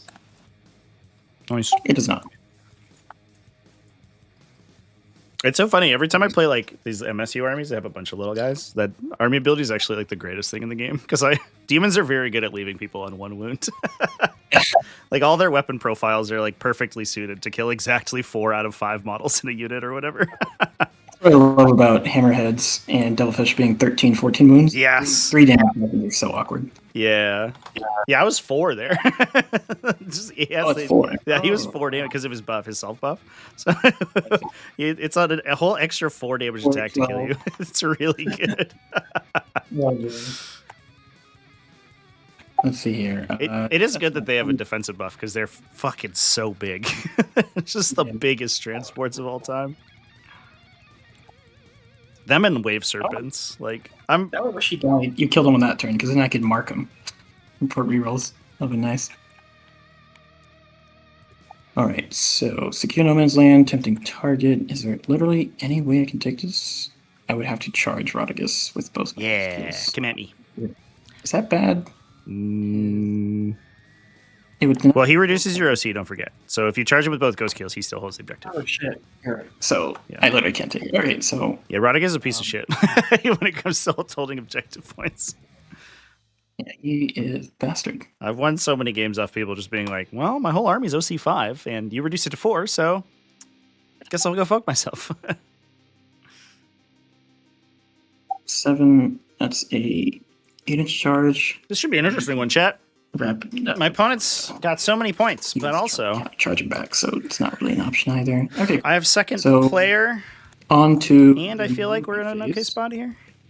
I guess all I can We've killed a lot of utility stuff, which is important. Kill Radagast. Hope that I kill him and deny you primary. Sounds like a plan. Alright. So, these Krutox Rampagers, let's see, so they can go 7. It's not really a point of screening this. You're kind of just going to go wherever you want next turn. Alright. Let's see, Melta range. This Ghost Keel is going to go over. Is there a point of screening? I'm trying to think. Whatever, I'll just do it. Okay, so this Ghost Keel is going to move over here. I do still have the little guy in case I get a. Oh. It's in Melta range. And this Ghost Keel is going to move over here. I'll move over here. And it still wants visibility of Radagast. It still does. Just trying to pick up the stealth drum. Alright. And then this broadside, I'm going to delete this little piece of rubble here so I can move into it. I can delete this, right? Yeah. Okay. He'll advance. Or, I know, he moves 5 inches so he can fit in there. Alright, he's going there. And then the Riptide will move over here. The Kroot Carnivore will, let's see, 12 inches on his... 12 inches on the Flamer, yeah. Alright, so let me reduce this to 12 temporarily. Radagast has been crazy. Will advance. Ooh. Going back in the chat. So they can go... Brandinator said some armies like GSC and AdMech are horde armies because it makes them expensive to get a whole army. Yeah, it is unfortunate. I don't know how else you do it. AdMech doesn't feel like it should be a horde army. That's just how they keep designing it. They don't know what to do with AdMech, which is the annoying part. Like, it feels to me it's like so clear that it should be like robot and like the weird like, you know, techno archaeology, like the techno stuff focused. You know, all the dragoons and the fucking castellans and the automata and all that stuff, I think is where it should be. Going there. But then they just like buff Skitarii a bunch. Let's see. So I think it's because they released a huge wave of Skitarii back in like 6th or 7th edition, and they just have to like, they're basically like a whole sub-faction in and of themselves. Whereas I think Skitarii should be more elite. Based on the old lore, Skitarii were almost Space Marines. Is going to advance. Or at least like the equivalent of like Khazarkin. They were like hyper competent. So it will move. Back when I was like a kid, when we were playing 40k and like reading the novels and stuff, Skitarii were like this. We were like, everyone was like, "Whoa, I wonder what a Skitarii would look like on the table," because they're like meant to be these like crazy, like, you know, just fucking Terminator guys with like a million little cool combat systems all built into them. And then they release them and they're like, they're guardsmen with a 4+8. And you're like, oh, well, that's not very exciting. This hammerhead just has to go into here. Oh, can you put this back to... But I think it would be cool if like Skitarii were independently more impressive and then we're less horde mode. This guy? Oh, it is. Let me just get rid of that. So. Oh, that was probably from last turn where we were shooting. Yeah. So 18 there. Can that hammer? Yeah, I put a big bubble on Radagast. It's like, oh, he's a little bit in the I don't know what he's up on right now. Oh, it's just under the terrain. It's like right here is where the bubble goes. For the 18-inch thing. Yeah. So save this position. If I auto advance him, he will go 3. Nope, he won't be a fit. So that's fine. He will just move into here. Nice. Just move into here, and then these still suits will advance. All right, and they will go.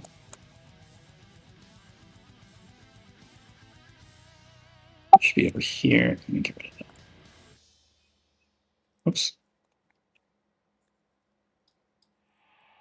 Why is it not getting rid of it? Whatever. Getting rid of what?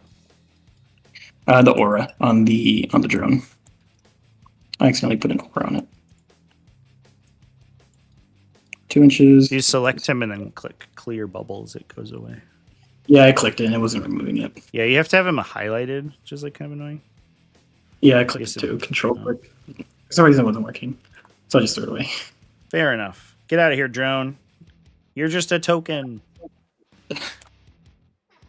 Let's see here. So Kroot, we're going there. This is all screened out. 6, 6, 6.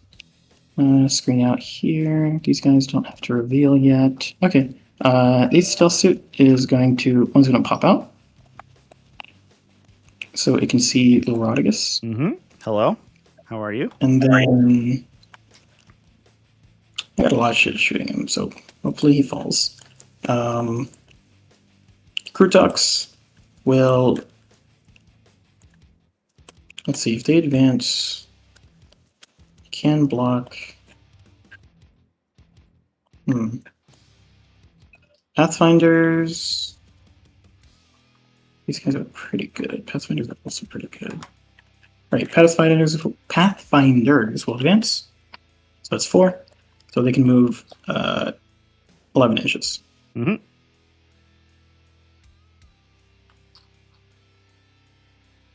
So if they go here, your rapid ingress will be 9. Although I feel like you're going to go more this way. So then your Lord of Change has to come around this corner to shoot them. Okay, so they're going here. And the Crisis are just going to move this way. And that's okay. All right. That is the end of my move phase. Okay. Would you like to wrap up? I think I will. And I think what I do is I just ingress on this objective. So then you can't take me off it. Fair enough. Because I could just ingress this guy here. And I don't think anyone can see me. Besides maybe one Rip Ghost Kill. One guy maybe. Hammerhead. If I go a little bit back, Hammerhead can't see me. So it'd be like this. So that's the idea. I just don't want to be seen by the Hambler head. Fair enough. Yeah, I think we'll do that. I'm down to 1. Do your worst. Stealth Suit will guide into Rodigus. Mm-hmm. And Ghost Kill is going to shoot everything into Rodigus, and it will overcharge. Okay. I think I will invuln here. So I'll reroll all my 1s. All right. Because you are going to shoot me with like 5 separate activations. So we're going to try to stay alive. So Ghost Kill overcharging. Yep. Rerolling 1s. Both miss and 1 lethal. Nice. And wounding on 5s. So 1 wound. 1 wound on a 4. Goes through for 3, right? Yes. Take 3. 1, 2, 3. Multigun. Nice. Hits. Wounds. Okay. Saves. All right. Hazard check. Nice. He's okay. This Ghost Kill will do the same thing. Okay. So 6 shots. Rerolling 1s. 1 lethal. Rerolling 1s. 2 wounds. Yep. 1, 2. Oh, the value. Got 1. 3 damage. 1, 2, 3. All 3 go through. 1, 2, 3. And then the Meltagun. Hits. Twin linked. Wounds. Goes through. Damage is 3. 1, 2, 3. Take 2. All right. Hazard check. He's okay. Loves it. Hammerhead is going to shoot overcharge and shoot everything into Rodigus. Mm-hmm. So 2 Seekers, hitting on 2s. Very nice. And wounding on 3s. 2. 1 goes through. Right. Damage is 5. Take 3. All right. And then Ion Gun. That is 4, 5, 6, 4, 7. 7. Rerolling 1s, hitting on 2s. 1 lethal. And wounding on 5s. So 2 wounds. 2 wounds. 1, 2. The value. Aw. 3 damage? It's 3 damage, right? Yes. Oh, that's feeling no pain, though. What a roll. And then the hazard check. Or sorry, not hazard check. I'll just do the hazard check anyway. Sure. Might as well. Sweet. It's fine. Burst cannon. Nice. Hitting on 2s. 1 lethal. And rerolling 1s. 3 6s here. So 3. So 3 wounds. 1, 2, 3. Take 1. Take 1. 1, 2, 9. All right. And that is everything from the hammerhead. Mm-hmm. The Riptide is going to. Well, first I'll shoot with the broadside, actually. Sure. So 6 shots for twin linked. Rerolling 1s. 2 lethals. And wounding on 3 wounds. 1, 2, 3. This is the big gun? Yes, the. What do you call it? The missile pods. Oh, missile bomb. He's okay. Thank you, demonic invulnerability. 1. Just 1 lethal. Lethal. Good. And then that's everything. All right. So Riptide will shoot everything into. Oh, that was the broadside. It's 1 different. Yeah, sounds good. Okay. Yeah, you start with the missiles, and I thought it was the Riptide's missiles, but that makes more sense. Okay. All right. So 6 shots. Mm-hmm. Hitting on rerolling 1s and a lot of CP. So I'll command reroll this right here. Still misses. So lethal. Yep. And rerolling 1s. 2. 2 wounds. No debs, No yeah. deaths. 2 wounds on force. Reroll once. 1 goes through. So I'll take 4.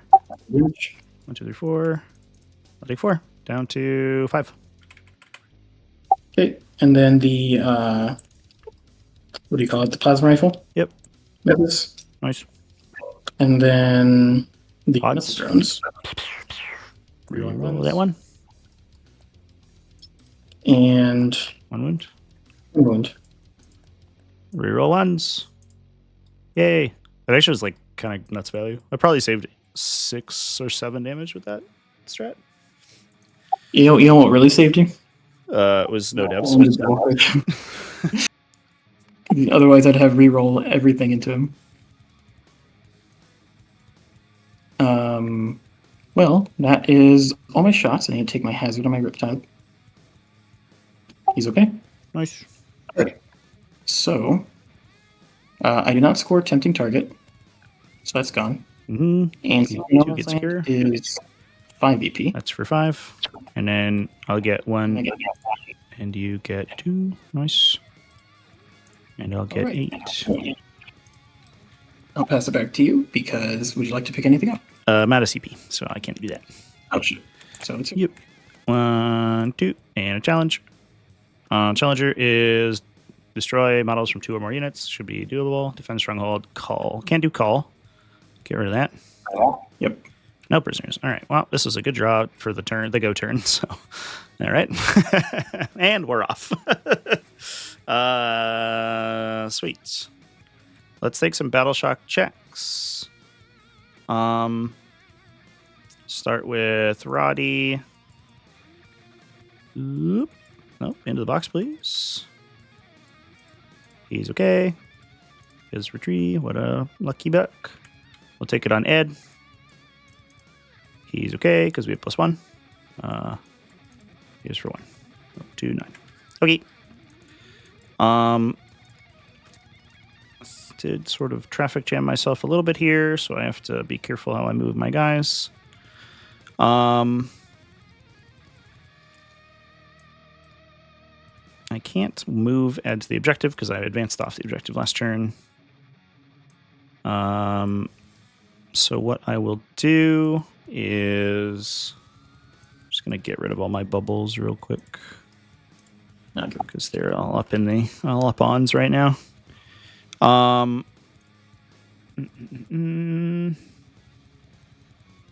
What does Lord of Change want to do? He does want to come up and just start shooting at people. I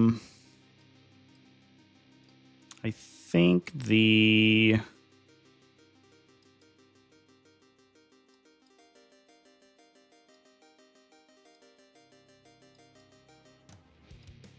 well, let's see. This Rodriguez can move over here. I'm going to move your drones to behind you real quick, just so I can move around. You can go 7, which will be right here up against the wall, something like this. And then the Bloodthirster wants to go this way, I think. Well, what does Scarbrand need to get here? A 2-inch advance would get him over this wall, looks like. Assuming that he is not inside your engagement range. So if he rolls a 2 on an advance, he could go... Move around. Yeah, I would have... This would be assuming the Great Unclean One's already moved. No, it might be a 3-inch advance, just because of where your engagement is. To get on the other side of the wall. Or the Bloodthirster just moves to basically the same spot. So it doesn't really matter.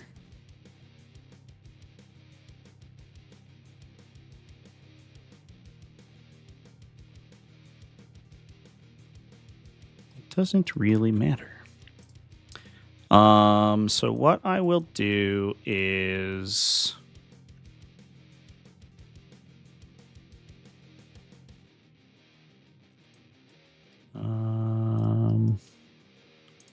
not gonna shoot that guy or anything, so he's just vibing.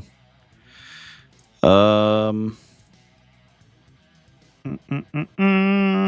could also advance and charge the Guo if we assume we're not gonna fail any charges. The charges are pretty close.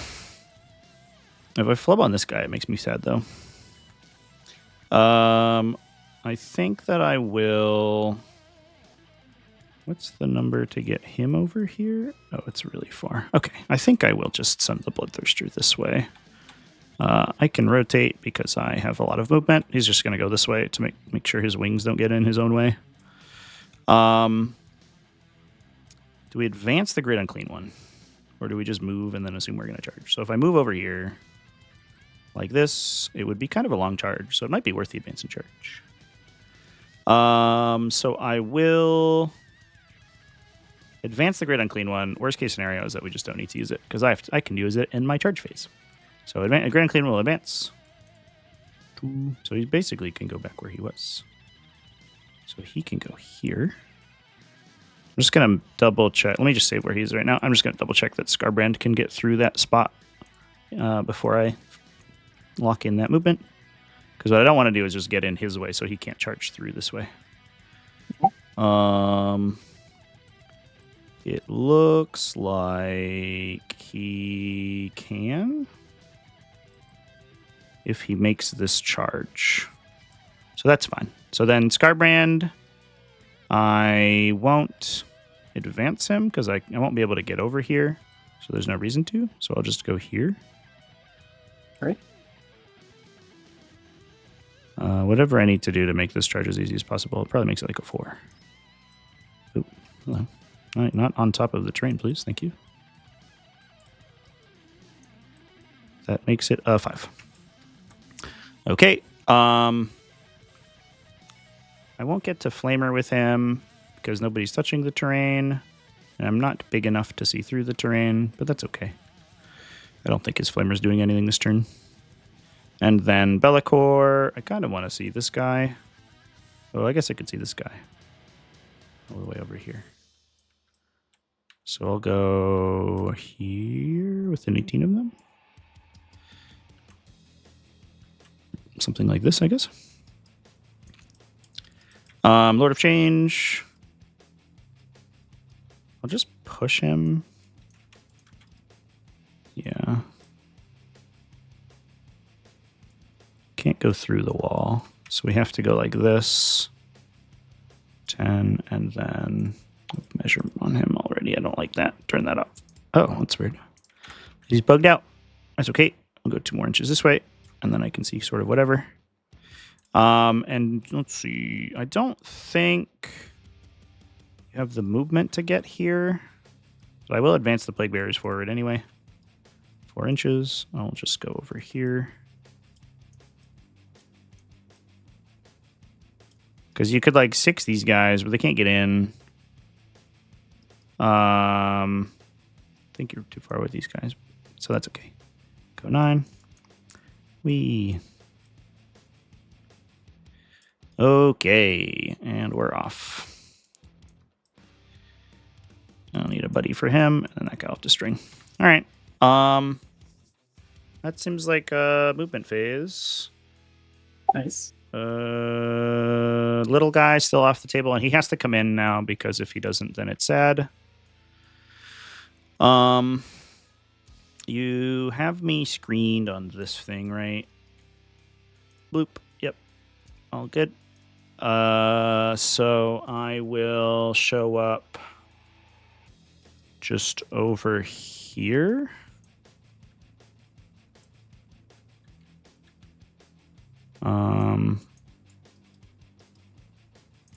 Oops.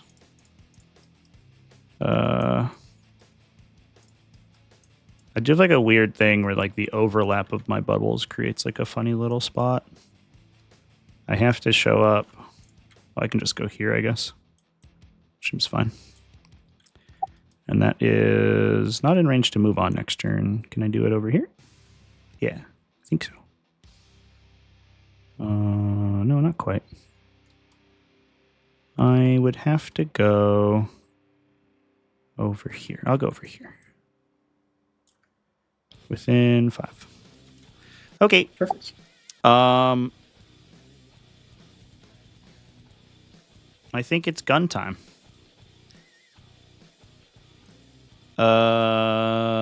So easy stuff first. Bellicor is going to overcharge into the Kroot. They have stealth, yeah? Or no, is that? No, is that? That's a, yeah, they're stealth. So I hit on 3s. So on 3s. And then 2s. Right, T3 or T4?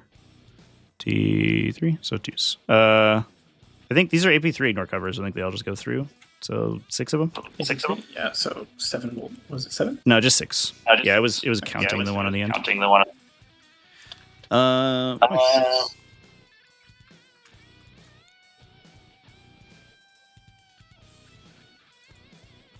Okay.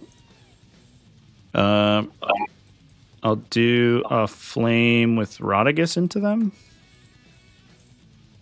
Ooh, let me do it. There we go. 5 shots on 2s. 4 more AP2 ignore cover. I think that gets them. All right. 4 more. Yep. Cool. They are good.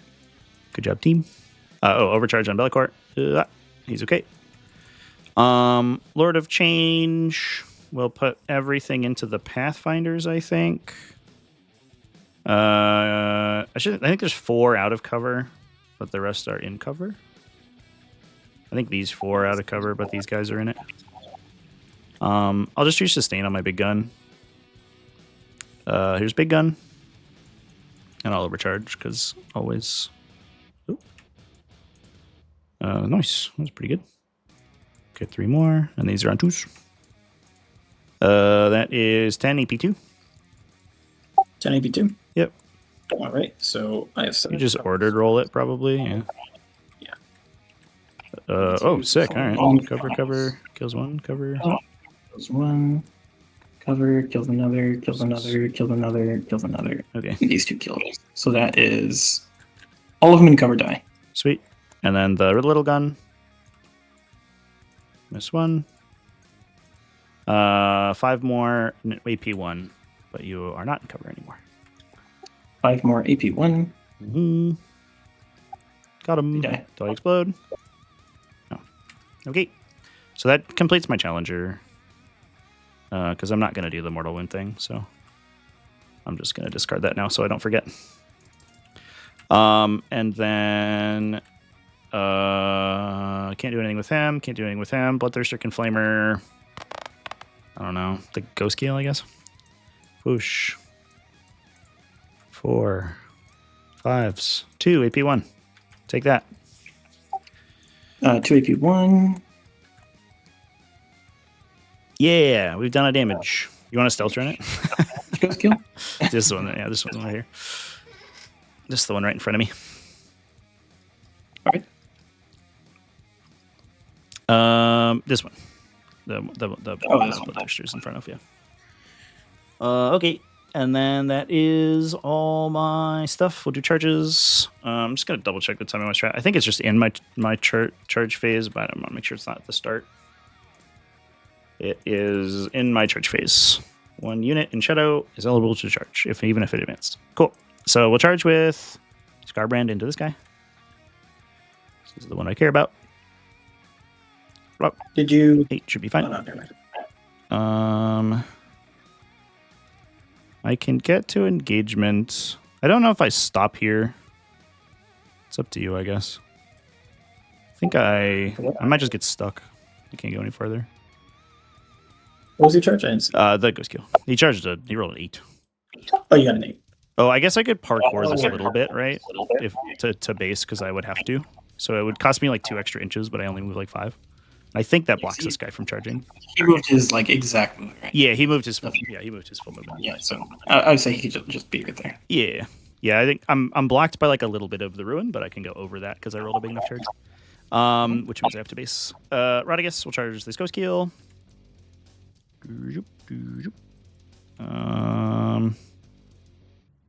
Yeah. 5 inches will be fine. We'll just go over here. Hello. Bloodthirster will charge. Oh, I guess if it's cool with you, I'm gonna debuff toughness on this guy.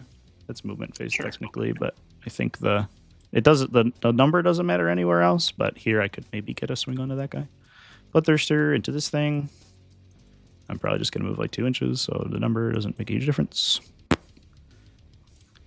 Okay, and then we're off. I do have a CP left, so I could draught here if I wanted to. I think what I will do is I'll swing into this Ghost Keel with Scarbrand. I am off of the base, but I don't think it oh, it does matter. So yeah, and we'll swing here with Scarbrand. 9 attacks on 2s. Bonk. Okay, that's not a good start. I actually think I'm probably not going to kill you there. And then this should be 2s again. Right. Ooh, 4, AP 4. So you blank 2 probably and just take 2 6-ups, I assume. That's brutal. That's fucking nuts, dude. All right, well, I guess I just rolled like 50% ones. Let's go. So it's 6 damage from the one that goes through. Okay. That sucks actually, quite a bit. Oh well, nothing I can do there. I'll draft with that Bloodthirster, so he goes to AP 5, and then swing 9 because we don't get the +1 because we didn't get Scarbrand in. On Deuce. So 6. You can't take saves, so you can blank 2 of them, and then I think these just kill you automatically. 2, yeah, he just dies, right? Cool. Good job, team. Right, so I'll spend a CP. I keep forgetting to use a strat. Goes on to Bloodthirster. Sweet. And then he's going to go touch the objective. Let me see if he demises. Oh, sure. He does not. Because I can't engage this guy. Yeah, I'm super far away. So I'll just go to the objective. And then Rodigus. Go over here. Give his buff against this thing. And go as far as we can, I guess. Just like that. See if I can roll good. 7 attacks. Bonk. Okay, well, that was pretty good. 5, AP3. Can we do it? So this is... See ya. 4 damage each. Well, that was pretty good. Good job, Radigus. Oh yeah, it's dead. Yeah, because of the +1 damage he has. Can I engage? Oh no, I'm outside 4. Couldn't go far enough. All right, that's fine. Cool. That is my turn. Hit me back with this guy, I guess. I'll just skip it. Yeah, fair enough. That's it for me. So I defend is ticking. I'll get no prisoners for the max. I get 1 for terraform. You get 2. Yep. And then I got my thing already, and I'll pass it. Alrighty then. Well, let's see. I get no prisoners and air denial. Interesting. I'm not a fan of that. Well, it's not So a I great spent draw my for area now. days to get rid of air denial. Yep. Establish locus. Well, Better. it's easier. See, stealth suits can probably make it there. Let me see. Where is air denial? Interesting. Down 10, but we're going second. Yep, negative. Cool. So, It's gonna be tight at the end of your chat. all right. So no, It's gonna be tight. That was a lot of damage, though. definitely kills. Getting flubbing out on this ghost kill was fucking nuts, though. Okay. I literally rolled. I rolled 9 hits. Battle shocks. And- Ghost kill is fine. 9 hits and 4 wounds. I Is that believe I right? have no battle shocks to make. No, 9 hits Everything's and fine. 5 wound rolls. All right. So you have what's the range on Rodagus's -1 OC? 6 inches. All right. So this ghost kill here. Don't have enough attack range. Yeah. Yeah, it didn't. 10 OC on that. Yeah, the awkward part is that the ghost kill lives and can do stuff now, which is really annoying. Kill the great including probably lethals. So like, So onto movement. Oh, what did I CP. roll there? Because I rolled I do. 5 hits, right? It was 4 ones to hit, and then 1 wound on the wound roll. So this ghost kill So I out of well, let me think about this. How much OC can I? 14 dice, 3, 5 of them were ones. 4. This is the part where people are like, "Oh man, See 3. the game's 4, not too random. It's crazy. 6, That's wild. It's way too lethal." And I'm like, "Really? My 300-point monster can't kill a 100-point Man, utility that's unit pretty tough. because it just You guys can get on that. has ones to hit and wound with no fixing." Like, come on. 7, 8, 9, 10. All right, so I have to figure out a way to fit speaking everything of which- there. All right. I'm gonna flip Let's Bellicor go. Power this turn, by the way. I'm gonna flip into reroll. Okay. That is this one. Ghost kill is gonna fall back. Mm-hmm. You better run. Just 1 inch on this. Let's see. Can I even. Okay, it's maybe really awkward. It's gonna Nice. fall back there. Cool. And so that's 3 OC, and then these guys are 3. Okay, so Rampagers will. This guy should be on as well. If that's Yeah, 'cause cool. you have 10 OC. Yeah, I have 10 there. All right, so Krutox will advance. I enjoy putting croutox on my salad, like a little Parmesan cheese, some nice crispy croutox, you know, And some Krutox. Nice and crunchy. nice and crunchy. Add that good mouthfeel. One over here. One over here. So that is 1, 2, 3, 4, 5, 6, 7, 8, 9 OC, and then the broadside, boop, over here. Wow. And even with -1, I should be contesting. So 6, 7, 8, 9, 10. Cool. Sweet. So they're contesting. And then Rodagis is OC 5. So if I put this Piranha here and the Riptide, I guess I could just kill Rodagis. That way he can't take my home. And then just screen this out. No, don't kill Rod. I guess he's nice. Oh. He's a bastard. How rude. Okay, so next turn, the Bloodthirster moves 12. Bloodthirster advances and charges, right? I can pay a CP to do it. Yeah. Okay, so you can definitely get on my home pretty easily, but there's still a chance you could fail. Alright, so maybe I move this Piranha here to screen. Do you have anything in Rapid Ingress? No, because it all had to come down last turn because it was round 3. I see. Alright, so this Ethereal is going to move here. Mm-hmm. The intention, can't see the objective, but the intention is that when you pick up a unit, you won't be able to 6-inch deep strike onto this. Oh, okay, yeah, perfect. There we go. Nice. So he's gonna be, Sounds good. and then Riptide is gonna move this way,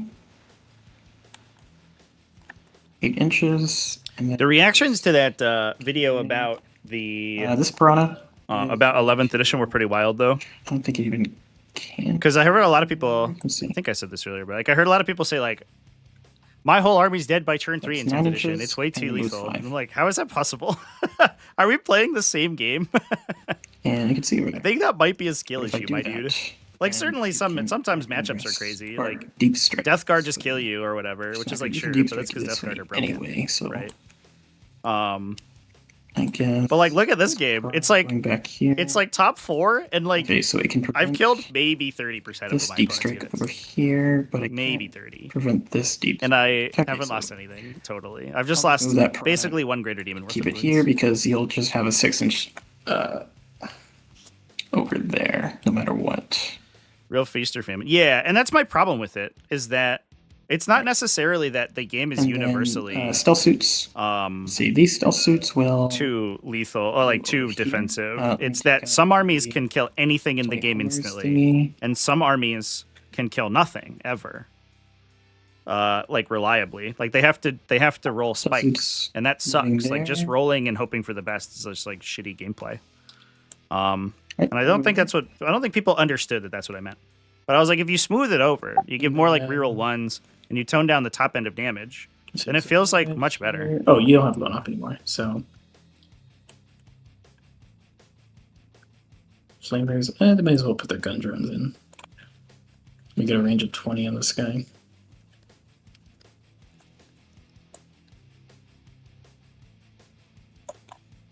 But that was a really interesting one to hear so many people say like, somebody said 10th edition's far too lethal. They have to cut all the rerolls and These cut stealth suits attack will volume in half. advance. I was like, brother, 5. what are you talking about, my That dude? is That's the worst 12? possible No, 13. game. So they could move. You're back to like Yeah, fucking probably 4th that edition, one. like people just rolling on 3-up saves all game and killing one tactical marine at a time. You didn't need terrain in that edition because nothing ever All right. died. That is the end of my move phase. Okie dokie. Oh, the timer's still on you. Oh, yeah, whatever. I think we're round 5 with 40 minutes left each. I think we'll be okay. Yeah. Or round 4. Yeah, I think we'll be fine. Okay. Oh, did we give you primary and stuff? It should be at 8, right? Yeah. Cool. All right. So, stealth suits onto shooting phase. Mm-hmm. Yeah, cover Suits will guide was into- basically gave you an invulnerable save. If any of your saves were better than cover, you would take that one. But if you had bad saves, cover would give you a save. I guess that's it. So like if Alright. you had a 5-up save and your opponent had So- AP that punched through it, you would just take a 5-up Riptide save. is going to shoot Rodigus, and he will overcharge. Okie dokie. Rodigus, time for you to go to sleep, buddy. You've done great. You've been great so far. Yeah.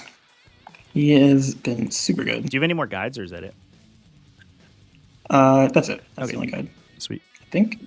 Yeah, pretty much. Okay, so hitting on 3s and no lethals anymore. Rerolling 1s. Very nice. So 2 wounds. Oh, and did you want to use? No strats. No strats. This is missile pods? Or is this a big gun? This is the ion cannon. Okay. Force. Let's go through. So I die. Take 7 or 6 down to 2. And then the missile pods. Yucky. Rolling 1s. 1 hit. Nice. And wounding, no wound. Yay. Flashing rifle. Rerolling 1s. Into 1. Sick. And then hazard check. Loves it. He loves it. Stealth suits are going to deploy homers. Mm-hmm. And then, So you get 2 for that. and let's see here. Ghost Keel will overcharge and shoot into Rodigus. And that is 3 hits. 1 wound. 1 wound. Goes through. That's 3 damage. Mm-hmm. He has a weapon support system, right? Or a battle suit support system? Yeah, he can fall back. Shoot. Die exactly. That sucks. Could have made one of those round, I guess. I guess not. No I explode. don't know if anyone would ever take the smoke on Ghost Kill. No, It never. would be very funny. Yeah. Situational cover for a command point. Okay.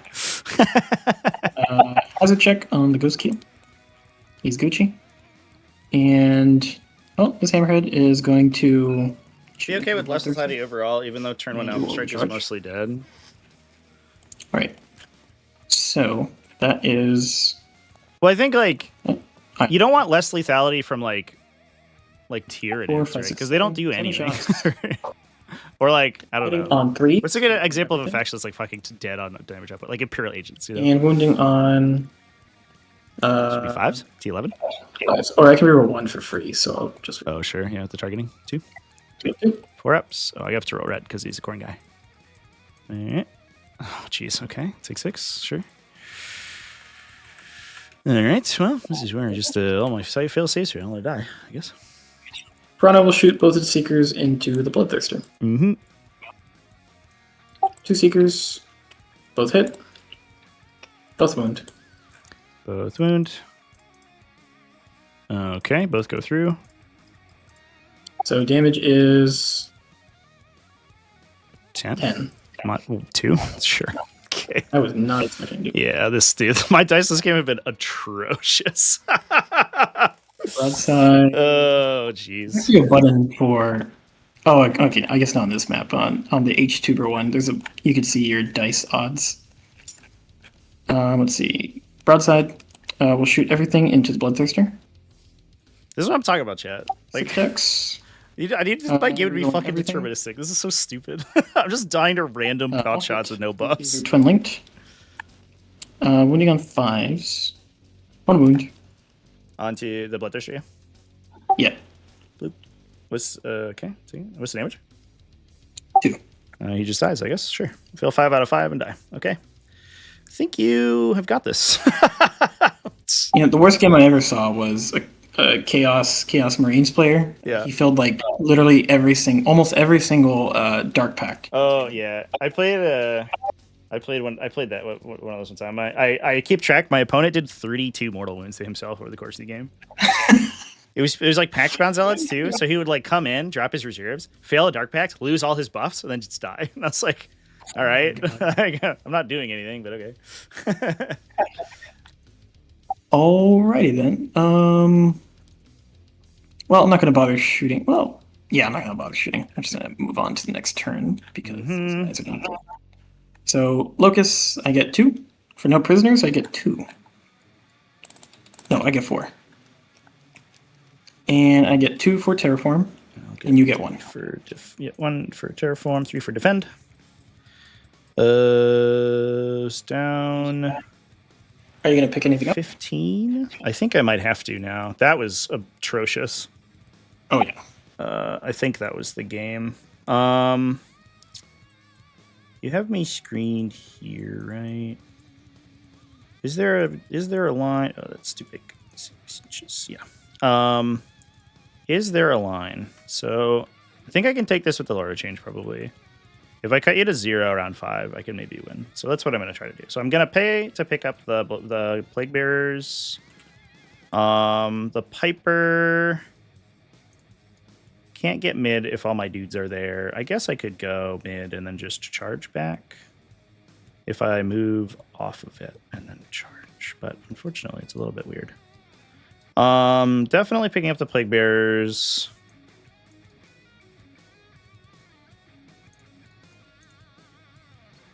All right. And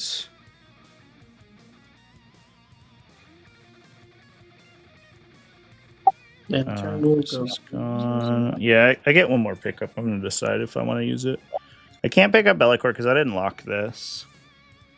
Kind of expected to have a demon on here besides Bellicor. And I would just picked up Bellicor, but I guess not.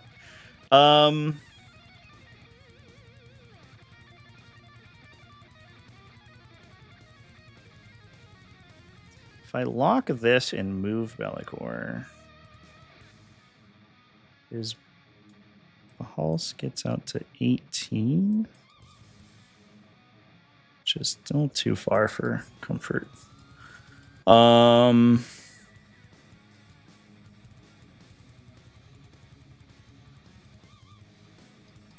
If. Assuming that it's because it's unlikely I get the Bile Piper back in, in here without moving off the objective. I think I'll pick him up too in case I get a relevant secondary. Because if I get Established Locus, it'll be nice to have him.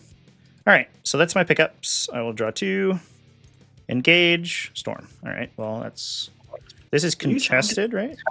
Start. What's that? I should be challenger. I think, because you scored 16, essentially 15, right? So you would have. I would have been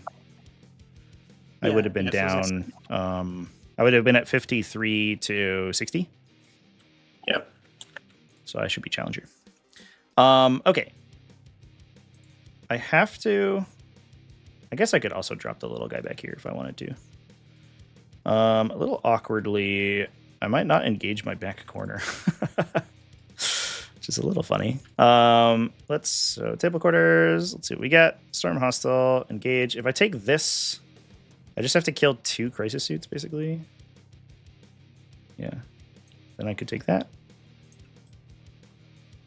So I will move, fellow. Do you take the middle back because Rodriguez died? You have 3, 9, 10, 11. So I could storm this as well. 11 OC now. Yeah. So I could. Storm's really easy, and also I'm going to try to go for your home. So, okay. Well, that's something. Do these guys have the support system that lets them fall back? Yes, that's the data sheet rule of the Flamers. Oh, okay. Sweet. So if the unit dies, then the hero, the commander, won't be able to. All right. Fair enough. Yeah, we'll see. We'll see what we do. All right. Oh, and I need a battle shock for the Guo, which could be really bad if we fail, but that's fine. There's not much I can do about that. Here we go. No, he's fine. And he heals for 1, so he's back to half. No more battle shocks for him. All right.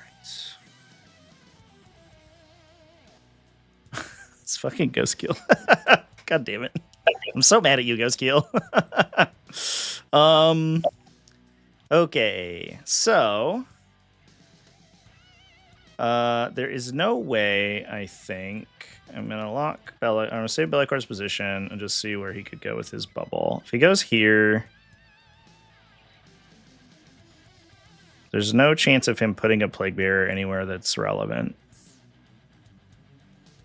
So I would have to just do a strat for 6-inch tube strike over here and just see what we can do. I think that has to be what we do, which means Bellicor has to camp this objective, unless. So we have this corner, we have this corner, we have this corner. I could put the Bile Piper here and then have Bellicor go do stuff, and I think that's what I have to do. So Bellicor will go do stuff. 6, 8. 4 more inches.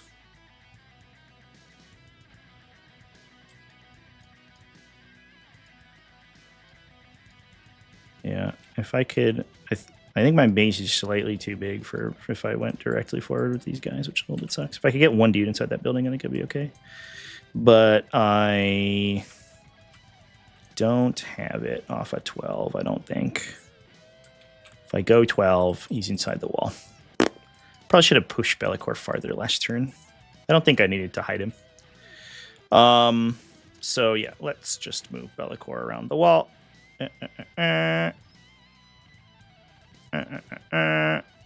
Something like this. If he charges these guys, then he could maybe get engaged, or we just don't worry about it. I'll just proxy my Bile Piper drop. He'll probably just drop over here and hold the objective.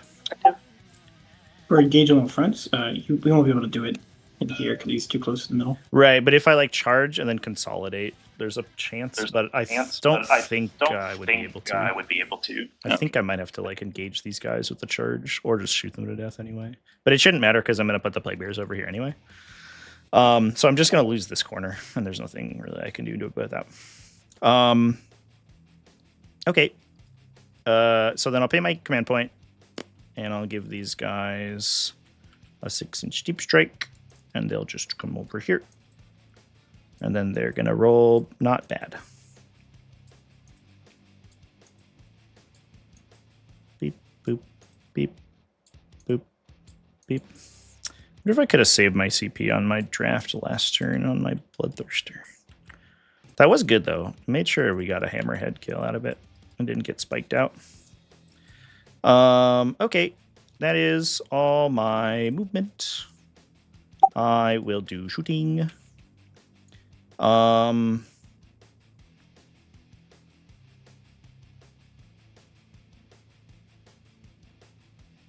have any good targets for Bellicor. I guess he. We'll do the Great Unclean Ones buff on the. I don't know. The stealth suits, I guess. Maybe I killed them that way. -1 toughness. Here you go. That's for you. Lord of Change is going to shoot the Crisis Battle Suits. Overcharge my gun. I'll choose Sustains because we're right next to you. Here's my big gun. Actually, we'll do little gun first because the Enforcer is tougher in case the big gun spikes super hard. Nice. T6. All right. T5. Wounds on 2s. Let's go. T5 on the. So 6. It's base AP 1, but I think you reduce it to 0, right? Yep. So 6 just on your armor. 3 go through. Right, 3 ups. Is it? 1 goes through.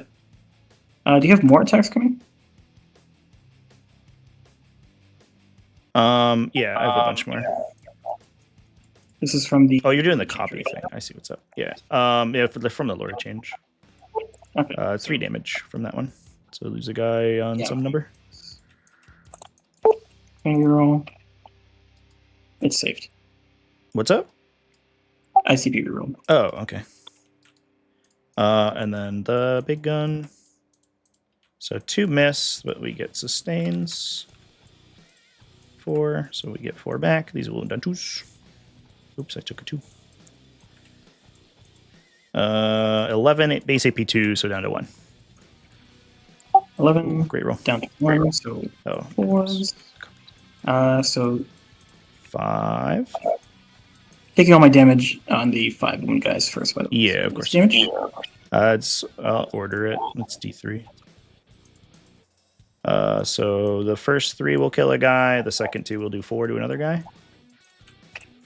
Right. That was not a great round of attacks, but you are tanky. All right. We'll do Bellicor. He'll shoot everything at the stealth suits. And overcharge. 3s because you're stealth. I reroll 1s. And 2s because of the buff. Yeah. So 2 dev, 4 AP, 3 ignore cover. All right. Who is this in? Into the stealth suits. Stealth suits. Oh, okay. So 4 AP 3. So on 6s. Well, sergeant.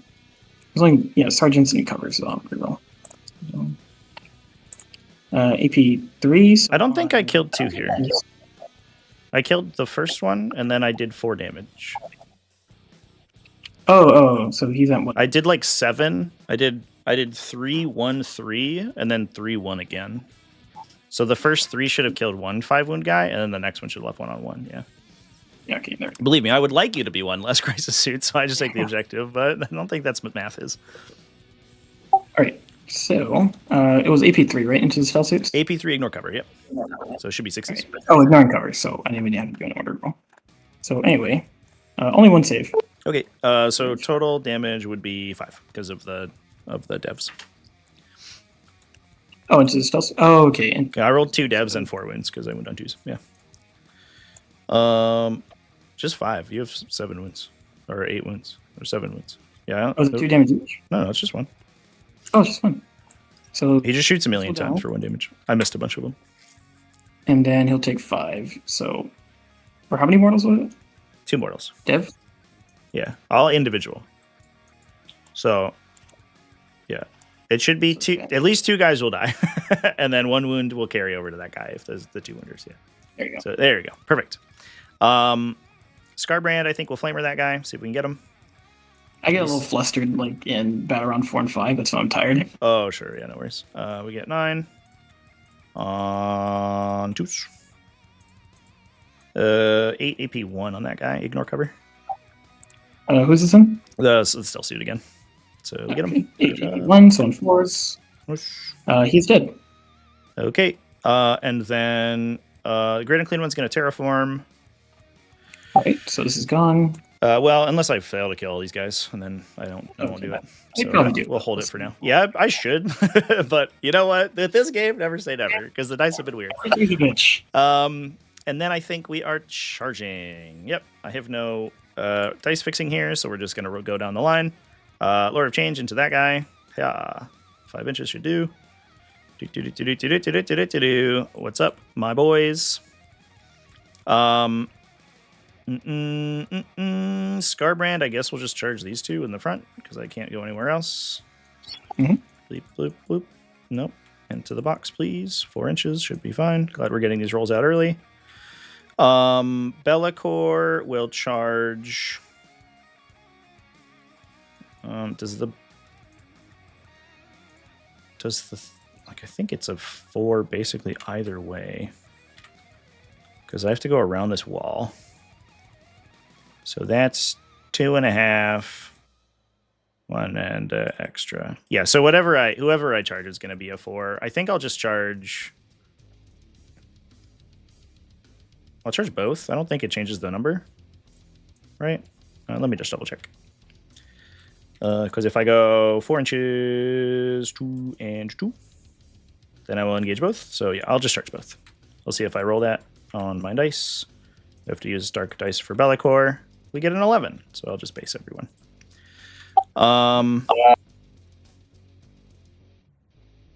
Okay, and then these guys will charge that guy.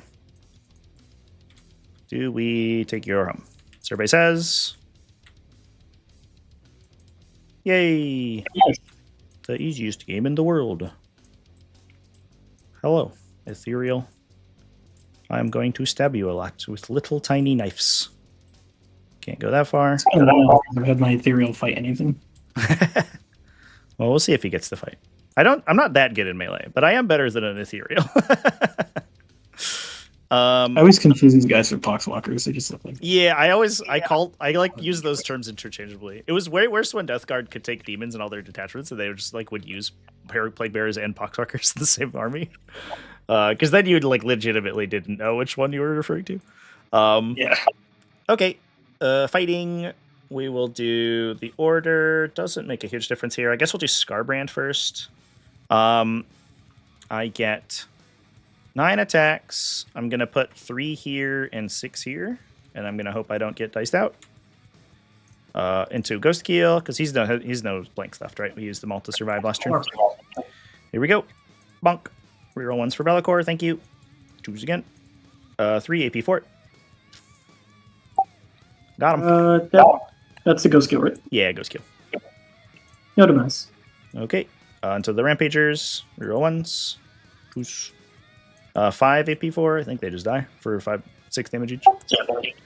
Yep, you can just die. Good job, No Scarbrand. All right. Bellacore into the broadside. He will do. It's actually an argument to do a sweep because his stab is devastating, so it could actually be really bad for me. But I will just do my stab. Because it's cooler. 2s. Reroll 1s. 2s. So 4 AP 4, and then a devastating, which you'll get a fail no pain against. Into the broadside? Into the broadside. Yep. Okay. The minimum damage will kill you. It's d6 plus 1 each. Yeah. So this guy's out. Cool. I will go over here, I guess, towards the objective. And then all these friends Here are all their little attacks. On 3s, 6, okay. On 3s, 6s are lethal. And then they are strength 4, I think, and your toughness something. Strength 4, T3, so 3s, okay. Oh, good roll. All right, they're angry. 15 EP1, Jesus. Oh, 5 open goal. Oh, he tried. He tried so hard. A valiant effort. Doesn't really matter. Yeah. Okay, let's do something like that. That is... Oh, and then Lord of Change. Can we get 1 damage through with the Lord of Change? Let's find out after these messages. Punk. Oh, not with that roll. 2 AP1. AP1, so on 4s. I'll command reroll this. No! No! Oh, well. Hit me back. Well, I'll skip their hitbacks. Okay. Yeah, I guess I'll fair. go that way. Yeah, it probably doesn't matter. So we didn't quite zero you out, which is hopefully okay, but we'll see. I do get Small Engage for 2 victory points. I do get Storm Hostile for 4 victory points. Oh, I didn't even read my Challenger card. Put a guy with a 9. Do you mind if I just put my dude over here instead of over there and do the action? Yes. Yeah. It'll make him easier to shoot at, but I think that's okay. And then I should have gotten 8 on primary plus 2 for the thing, and you get 1 for the thing. And then it's off to you. And you'll hold 1. Bring it down, call forward. No call. No call for me. I'm all big boys. Storm hostile. Bring it down. Well, I have plenty of places for you to storm. I will. Let's see here. So these guys go here. I think I'm going to pay my 1 CP here, and I'm going to objective secure this objective at the start of your command phase. 10. So anyway, this goes 10. And I'm going to be at 0, and we're just going to hope for the best.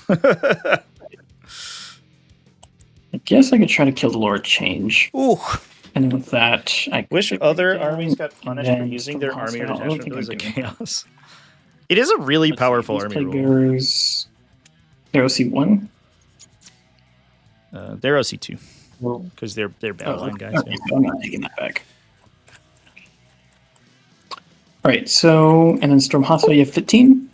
15 OC on this? I have 15 OC currently, yeah. Okay, so I'm not taking that. Okay, so I will discard Storm Hostile. Yep. But did you want to do your reroll strat on anybody? Or the what? Because I killed a bunch of people. Yeah. Yeah, you do have a trillion CP, so it's like I do constantly forget about it. Chaos Knights do have a version, yeah. Infernal Lance is the Dark Pact version. Where is It's really cool. Oh, it's right here. I love the Infernal Lance attachment ability. It's a leadership check in your command phase. Also forgot to use my 2 CP -1 damage on these guys when they get shot at. Oh, sure. Yeah. I don't think Let's see did that here. change the math. I don't think that would have changed the math actually, because I think he would have had 1 wound left, but if I converted the attack, it's 3 damage. It would have killed him anyway. Because the first guy, I wildly overkilled because I rolled a bunch of 3s for damage. And would have then been good to use there, but yeah, yeah. Definitely use your abilities for sure. so bring it down. See, I often don't use those abilities because I'm often spending so much CP on re-rolling objectives and Oh, sure. auto advancing and Yeah, plus 1 AP, but against your army, those aren't as relevant. Yeah, that's true. I am a weird stat check. It's a lot of my games have been can you deal with hundreds of wounds of the 4+ invul, and a lot of armies can't do it. See, luckily Montka is at least teched for. It does help. It helps a ton for sure. Yeah. Alrighty then. So overwhelming, bring it down. All right, that's okay. Do I get a CP for my ethereal? I do not. Oh, he's dead. So Okay. Oh shit. I forgot. that's okay. Good thing we were.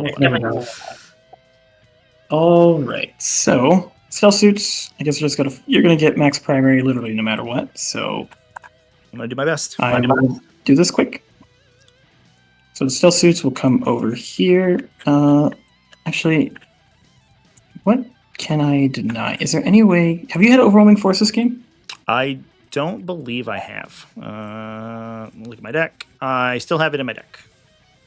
Okay. Do you mind if I look in your deck? Yeah, you're good. Yeah, let me just turn off my search. Yeah, you should Let be me good. see. So you have assassinate. So I should. Okay, so maybe I should hide my character.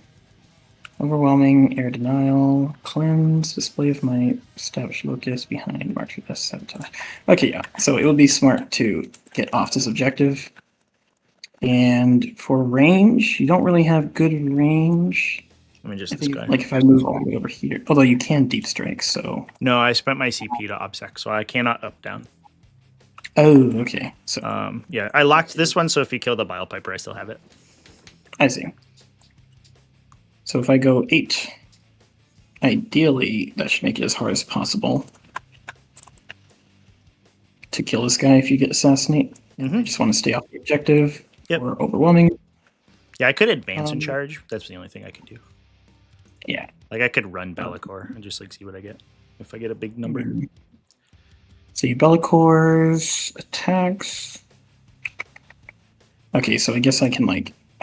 Yeah, if you just cloud the middle, then it's probably fine. Yeah. Unless he just goes where the Lord changes. But if you leave the Lord of Change, then charge him. That might be that. Then you could stop me from getting to him. Right. So then, this Piranha is going to auto dance. Okay. No longer have assault, so I won't be able to shoot.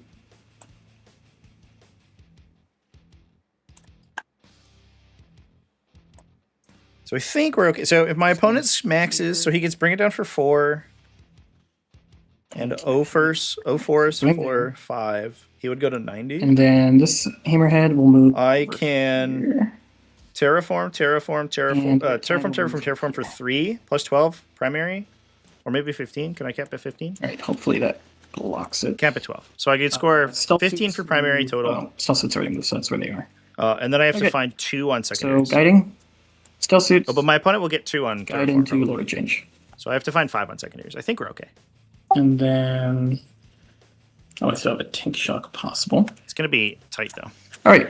So, Piranha's the only thing that can't shoot. Losing the Bloodthirster right off the bat there was like really awkward. So, on to shooting phase. Riptide is going to overcharge and shoot everything into the Lord of Change. Get him. So, that is 6 shots. Rerolling 1s. Nice. Whoops. Sad. 5 wound. And wounding on 5s. Blue for Zinch. He's good. All right. And then the missile pods. Burb was actually sick in this matchup too, by the way. And then the plasma rifle. He was so good. 1 hit. 1 wound. 1 wound on fort. On fort. Into the box, please. Goes through for 3. Down to 12. All right. 1, 2, 3. And then hazard check. He's okay. And then the hammer. Yeah, it's Infernal Lance is the Chaos Knight, like Demonic Pact detachment. It's overcharged, by the way. No reason not to. Mm-hmm. So 9 shots, hitting on 2s, rerolling 1s, and wounding on 5s. Oh, I can use my 1 free reroll. that was a great roll. Okay. And do I have Meltas? No. I will auto roll. Command roll. Oh, sure. One of them. 6. So 6 in base. This is for 3 each, right? Yes. I super die. I extra die. Did I explode on your whole army? No. Okay. Goodbye. I want to know what. I wish I could see your invul. That's why I hate invul saves. Like on my Riptide, I just never know what's going to happen with him. Yeah, for sure. Yeah, the only reason this list works, I think, is because it's like volume of them. Like the spikes go both ways. Like sometimes I'd lose stuff randomly, and then sometimes I'd end invincible. And it's That's like true. I have like compared to most lists, I have a lot of volume. Yeah, but like over the course of the game, my invuln saves usually even out. It's just like it sucks if I just like hit them at a bad spot and like lose 2 Greater Demons or whatever. But like usually it's like it's about average. Sometimes you get those games where you make like all your invul saves. I did, yeah. I scammed one Sin Kane out and Black Crusade open by like just literally Bellicor and Radagast were on like 2 wounds each at the end of the game, and they just made like 14 consecutive invuln saves and didn't die. One. It's like, okay.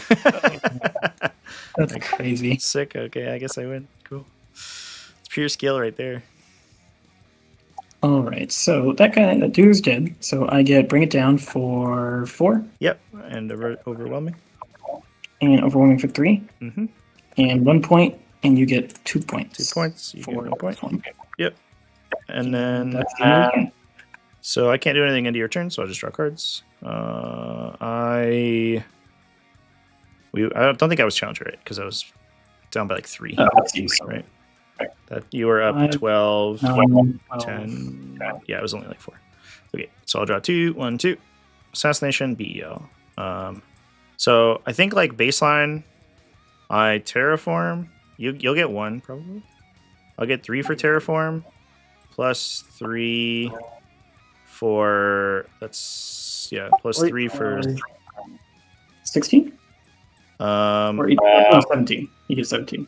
I should get 17 because I got 2 in your turn, yeah, and then 15 my turn. And then if I just score behind enemy lines, I win, I think. Right? For 3. Which you get automatically. Yeah, which I'll get automatically. And I could push for the assassination, but whatever. Or redraw it, I guess. But who cares? Ooh, that was tight. Good game, man. Oh, that makes sense. I forgot to use a fuck ton of strats. Oh, god.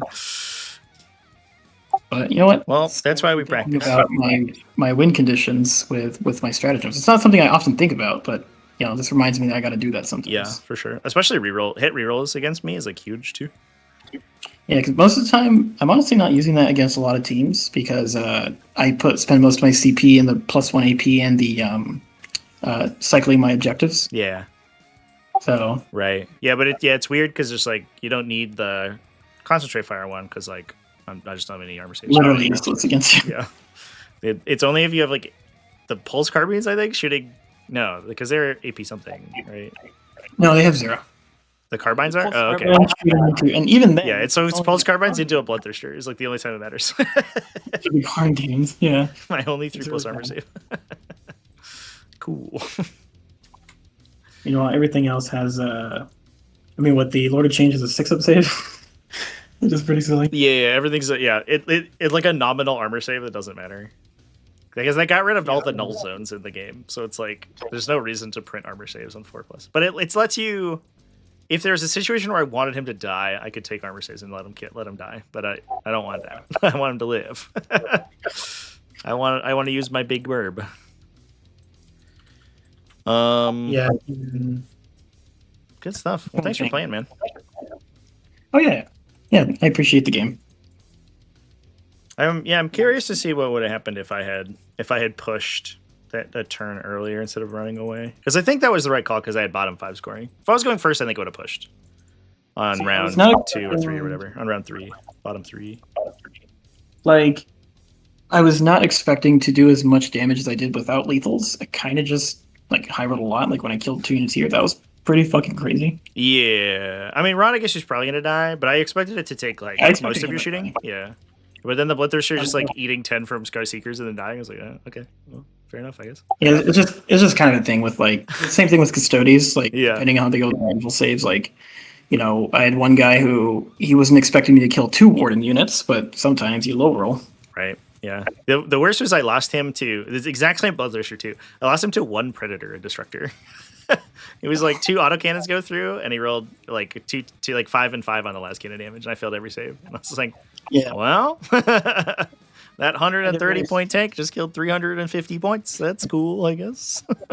Seems fun. Very stressed fighting the what is it? The I think the Rogodorns, or it's one of the Imperial Guard tanks. They have like a weapon that has like 0 AP but 3 damage. So sometimes they get like 9 damage. Oh, sure. Yeah. Like a Riptide or something. Yeah. Yeah. Well, just a little troll. Yeah. Yeah, it's like Lehman Russ Exterminators, the one with the autocannons. That's like Yeah, AP1. AP3 damage. It buffs everyone else's AP, but not itself. So it's like AP1, shooting at a cover, AP0, but like can trick you for a trillion. It's so fucking annoying. Yeah. So stressful. For sure. Well, cool, dude. I'll let you go. Thanks for playing, man. Yep, I appreciate the game. That was fun. Hell yeah. Yep, have a good day. Cheers.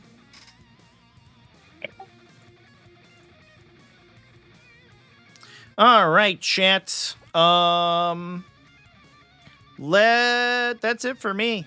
So I will be live in. I haven't made an event for it yet, which I'll do right now.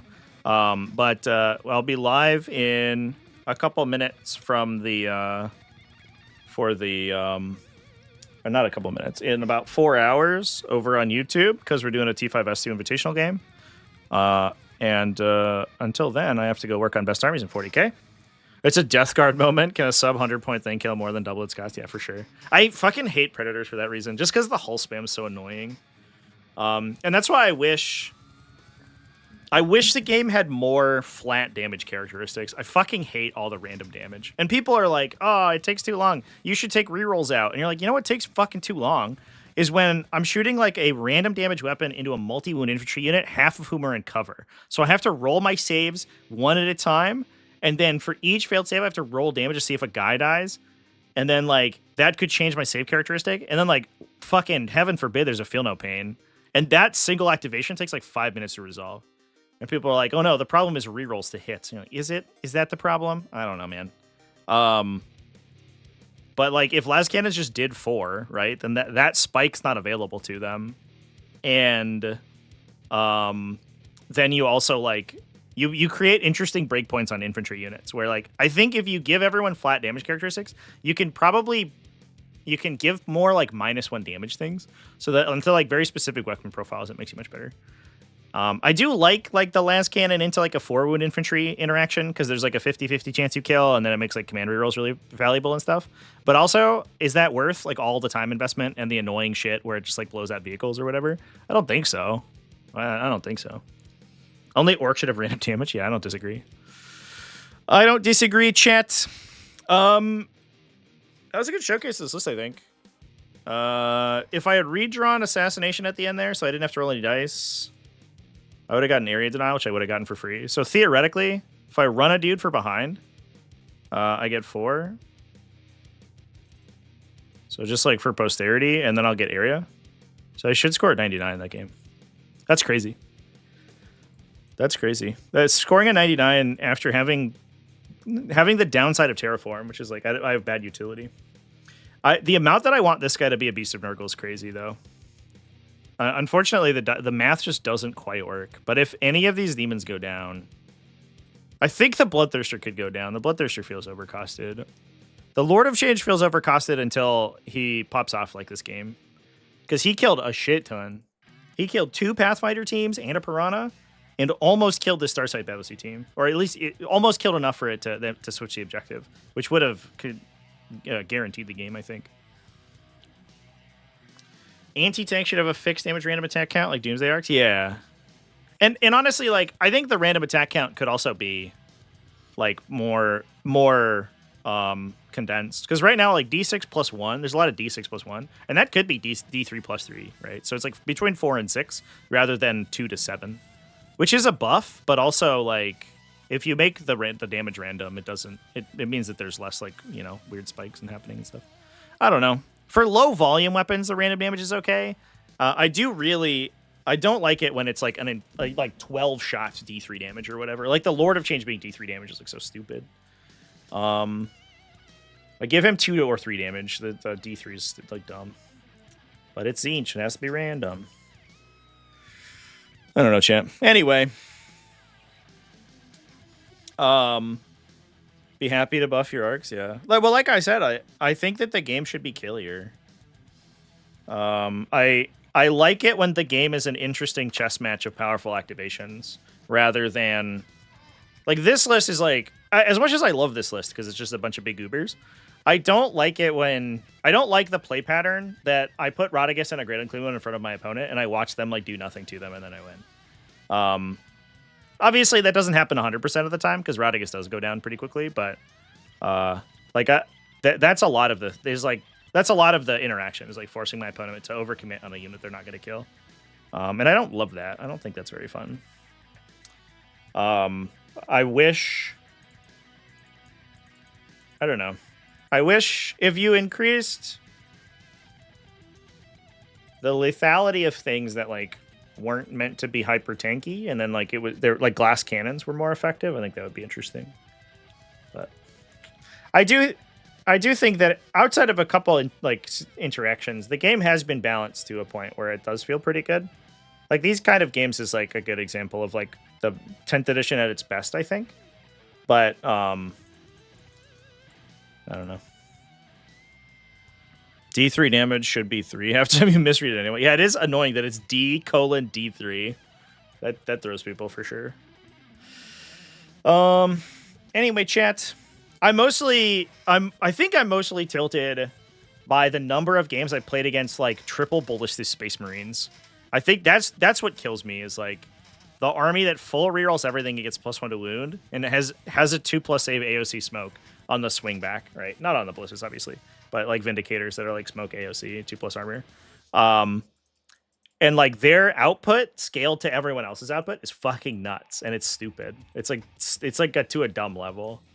I don't like it when you can buff what are relatively offensive vehicles like Vindicators to the point that other armies cannot kill them. I like it when you buff them to the point that it takes a lot of activations to kill them, but I don't like it when they buff to the point that they're uninteractable. And that's where it feels like a lot of times for me, for a lot of armies. Like Tyranids, Demons, like a lot of the like kind of mid-level output factions, like just literally can't interact with those units, and I don't think that that's how the game should play. But anyway, that's what I think about it. Another interesting thing about that video, by the way, is that 100 killer missile should have a chance of not killing 2 infantry. Yeah, especially because that one's so random. Like, how much? Like, is it gonna hit? Who fucking knows? Another funny thing though is a lot of people I think misread my video because I talked about bracketing. Bracketing should be reworked so that it turns off weapon systems. So you lose attack activations, but the more damage you take. But I mentioned it specifically in the context of super heavies, and people were like, "That would be dumb. Could you imagine tracking weapon systems on a Rhino?" And I was like, "Yeah." That's why I said even up through Land Raider and Rogal Dorn equivalent vehicles, the damage characteristic is fine.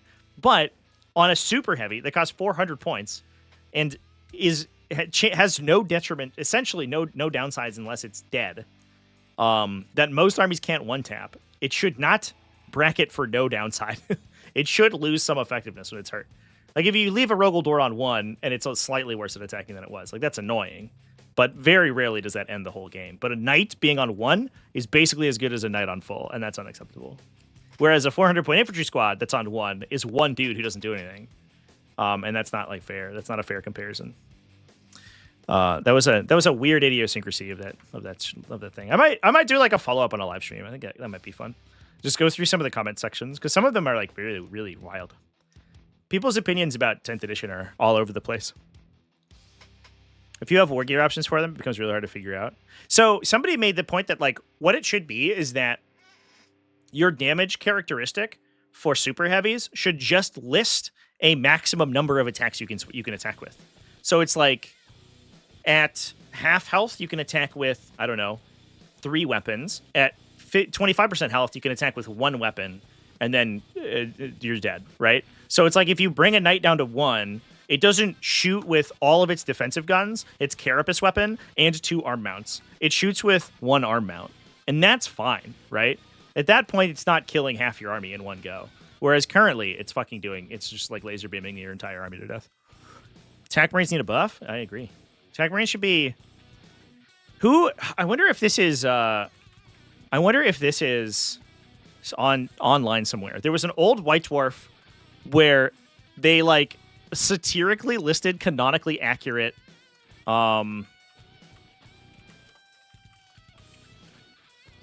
I'm gonna see if I can find this article.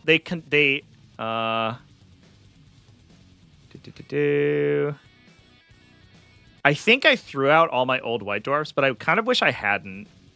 Because I had an old White Dwarf from, like, I don't know, 2012 or something, that had a set of stats for a canonically accurate Space Marine tactical squad, and it was fucking amazing. It was like 1,000 points, and they were, they like could throw grenades that were like strength 8, like AP 3, like 3 damage or whatever, and it was all old like 5th edition rules. They're like bolt guns were like the equivalent of like heavy bolters or like Vulcan bolters, like strike 6 AP 2 too. And then like a chainsword attacks like a 12 times or something, like AP 3. It was really funny. But it was like unironically looked kind of fun to play with. It was just this fast like little crew of like fucking assholes who cost half your army but could do 1 trillion damage. I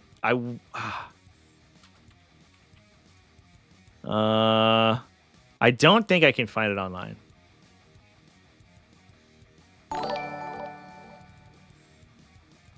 Thank you for the follow, Lord Sovelis.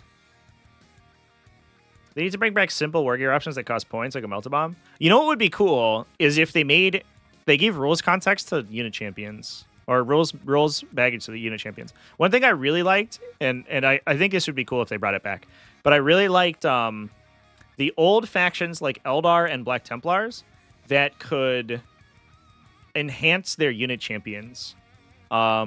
Right now, unit champions have no rules baggage whatsoever. They're literally pointless.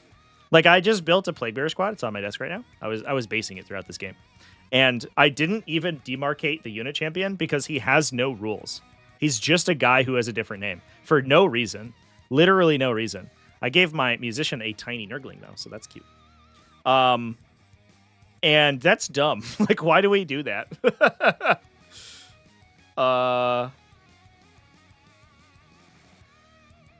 So, like, I don't know.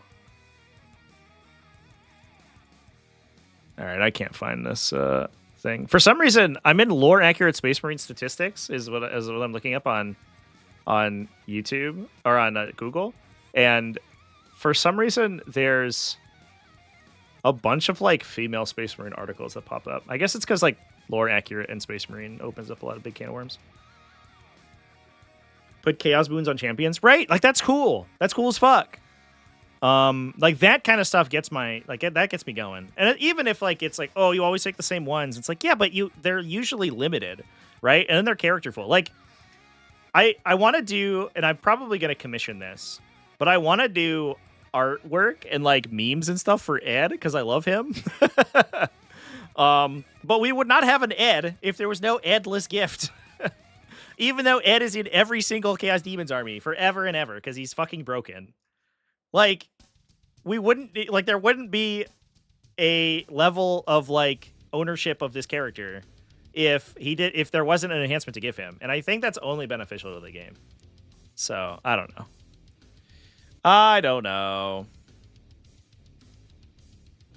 I should have put that in my video. That would have been sick. Because I talked about wanting character customization.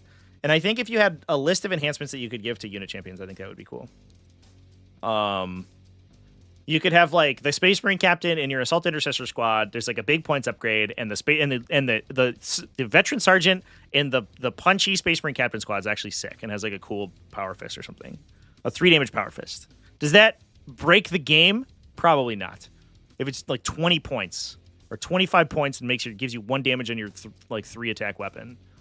Is it cool as fuck? Hell yeah.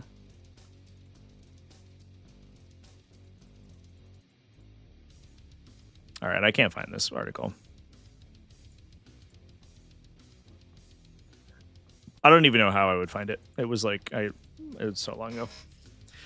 Anyway, chat, that's gonna be it for me. Sergeants gets drones in Tau. That's true. Tau sergeants are among the most interesting sergeants for sure. For that reason, like you get the 3 wound stealth suit guy with marker lights or whatever, but it's not unique. You know what I mean? It's like basically a basic warrior loadout. It's like putting the stubber on your Lehman Russ. You know, nobody's brave and interesting for taking a stubber on a Lehman Russ.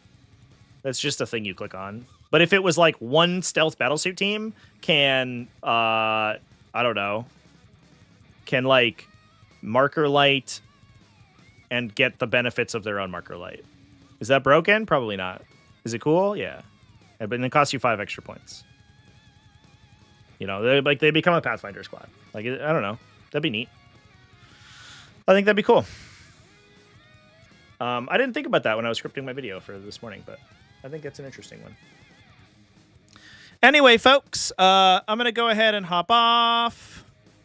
Cheers, everybody. I will be live in a couple hours over on the YouTube. I will be live tomorrow for the regular scheduled YouTube show, and most likely Tuesday as well. And then this weekend, it's gonna be radio silence from me Thursday onwards because I'm gonna be at Nova Open. If you're at Nova Open, come hang out with me. But I'll probably stream on Twitch a couple times just to get some more practice games in.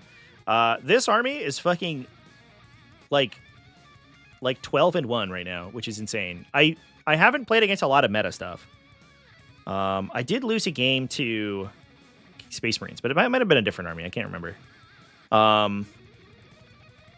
It's been a lot of like sort of fringe meta. We played Drukhari, we played Tau, we played a bunch of Leagues of Votann.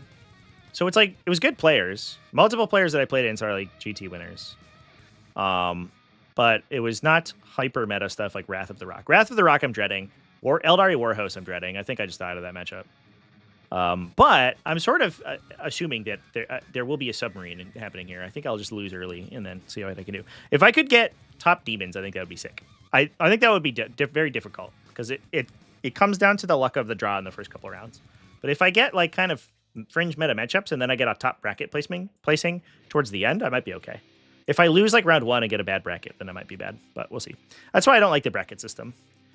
To some extent, I'll probably end up complaining about the bracket system over the course of the weekend. But to some extent, they want it to encourage people who have lost a game early. But I think it does the opposite. I think it encourages you. I think it discourages you from continuing to play. Because if you lose round 1, your bracket's going to be very low. And then you have no chance of getting a top placing. And that I think is really shitty. I went to Nova 6 years ago in 2019. And the last time I went to Nova was I missed out on number 1 Tyranids because the player above me got a higher bracket and then dropped. And I was locked in. So despite the fact that I won most of the games in my bracket, I think I went 3-1 in my bracket. I could not beat him, even though he was like 4-3-1 and dropped. And I ended up being like, I don't know, I think I was 5-3 or 6-2 or something. And that was really annoying. That annoyed the fuck out of me. All right, that was a lot of tangents. I'm going to go raiding, and we're going to go hang out with somebody. Let's see who's live. Anybody playing a game? Literally no one is playing a game. Porky Dorky is doing Warhammer Fantasy Roleplay. They're a hypnotic villain VTuber. I feel like VTubers... Oh, somebody is playing. MDCT is playing Crusade Horde mode. We will go ahead and raid them. That's cool. Love a good Crusade. They got a nice thematic board going on. They got a bunch of miniatures. Let's go ahead and give them a raid. All right, everybody. Thanks for hanging out, and I will see you later. Cheers, everyone. Ooh, there's Tyranids, too. Nice. Let's go.